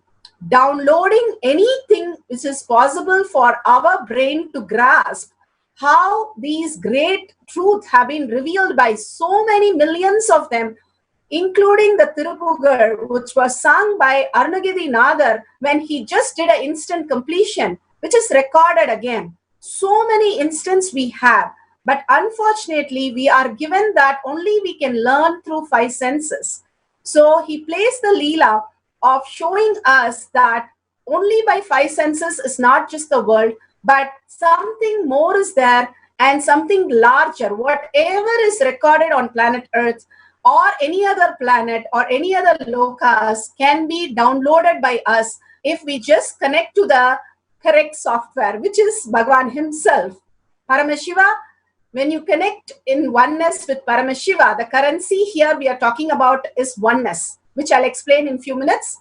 Now the Atma Pramana, what Bhagavan did, he completely surrendered and let the information flow through him when he was asked about a temple in Tiruvannamalai, which he has never been, and the kids know he has never been to the temple. It's a remote, some small temple, which nobody knew what was the main deity. And Bhagavan beautifully explains that it is Subramanya, the Muruga deity, in that temple as a main deity, which shook the friends thoroughly. How did he know this information? And he said, when you connect yourself to the higher consciousness, you can reveal any information that you want because everything is available. How we connect through internet, same way we can connect to the higher reality.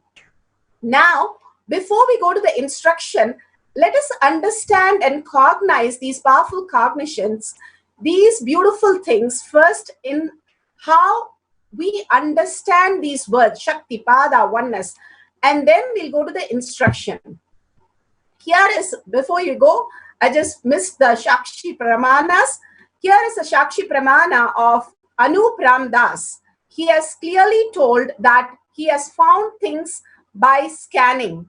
He's able to see things and find things in a house using the remote vision. Here we have one more Soundril from Middle East who has given us a testimonial of how he was seeing Bhagavan worshipping the Ganesha statue. He got to know before itself, and the same thing happened to him as reality. All this again and again and again. We have lakhs of devotees giving testimonials of Shakshi Pramanas. And now you will be experiencing all this by yourself.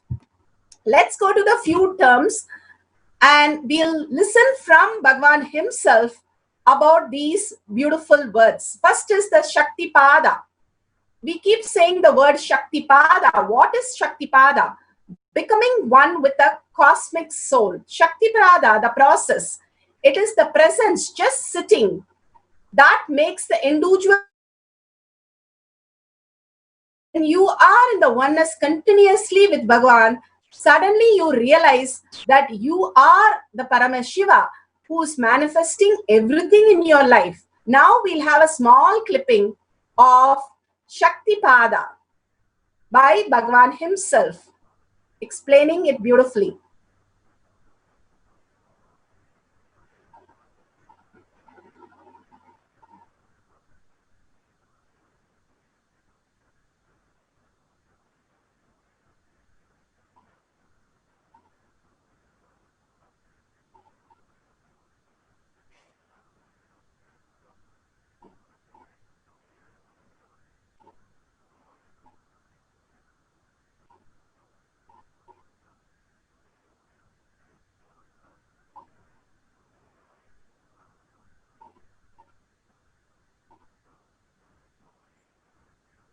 Yes, we are waiting for some technical glitch.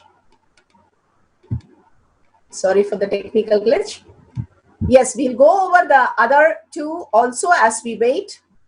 The oneness. Paramashiva himself has revealed the truth about oneness, which is not an imagination or visualization or declaration. It is the true nature of our very space, the ether, space.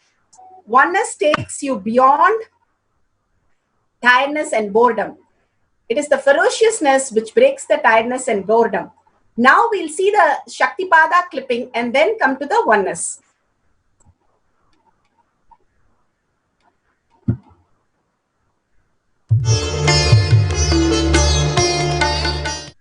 Let me give an introduction about what is Shaktipada process. Please understand.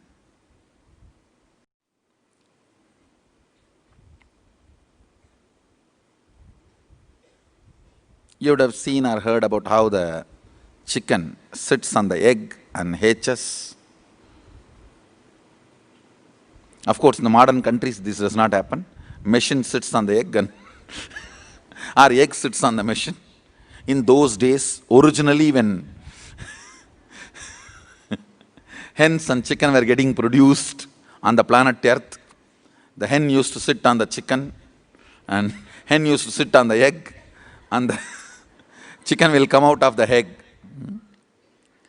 See, same way, Sadashiva, sitting means the ultimate cosmic energy sitting on the individual soul and making the individual soul into cosmic energy is Shaktipada.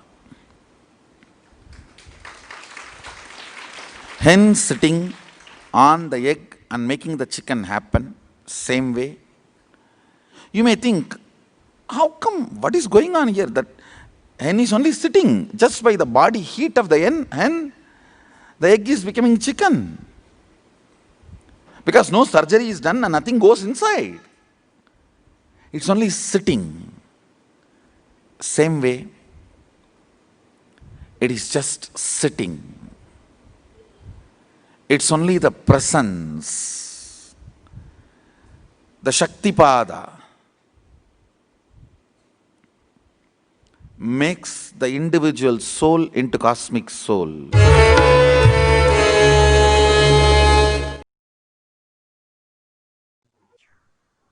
Beautiful. Bhagavan himself described it. Here we have the oneness, the most important part of the power manifestation. The oneness is the currency. How you have the currency of the outer world, money, the biggest delusion that you think it's the most important. Here, the oneness is the greatest currency, and Bhagavan lived only in this currency throughout his life. Here, Bhagavan reveals what is the oneness. It is not the imagination, visualization, or declaration. It is the true nature, who you are, what you are. If you think you are male, female, how much you feel one with that concept. The oneness is that much you feel with Paramashiva. When the great rishis, munis, when we ask them who they are, they simply will reply that they are Paramashiva. They do not tell that they are so and so and they refer them as a person, but they just refer themselves as consciousness. We have seen many references to that. Now we'll have Bhagavan himself explain how the tiredness and boredom can be broken with ferociousness to enter the space of oneness with Paramashiva.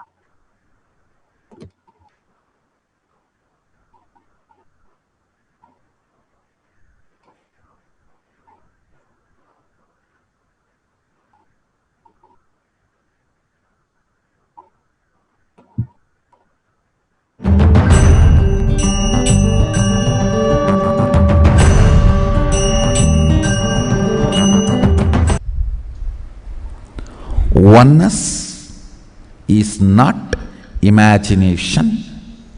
Oneness is not visualization. Oneness is not even just declaration. It is your existence. An idea which is you is oneness. The idea which has become part of your very space, which does not tire you or bore you by the passage of the time, is oneness. Mahadeva says in the Agama, Sadashiva beautifully explains in the Agama, Kala, Yama cannot tire you or bring boredom to you if something becomes your space. Devi achieved the blissful state and union with Mahadeva on Shivaratri day because her space became oneness. Anything which brings tiredness or boredom has not yet become your space. If living in this body brings you tiredness and boredom, you are not going to be living in this body forever. When that becomes too much, you are going to drop it and move ahead. If you want to be in oneness forever, it should become part of your space, means you should become ferocious with you and break this very tiredness and boredom. Only when you deal you with the ferociousness, you break the tiredness and boredom. With that ferociousness, you need to make oneness as your space. Anything stands as an imagination in the length level, visualization in the breadth level, declaration in the depth level. If you open your time with ferociousness, it just sinks into space level. With this ferociousness, the time layer in you opens, and the oneness from imagination to visualization to declaration, it becomes your space, the way of existence. So beautiful. Bhagavan explained how the oneness is the currency, which is the space, who you are. That's all about it. Be unclutched. What is unclutched? The neutral space between two thoughts is to be unclutched. When you are continuous happening, the thoughts are continuous happening, we are in connection with the outer world. When we unclutch from that, let go a little bit and step out of that. How you step out of the room for a nice breath, like that. When you step out, something vast is there. And which is the space of unclutch, which is silence, which is the bliss, which is the ultimate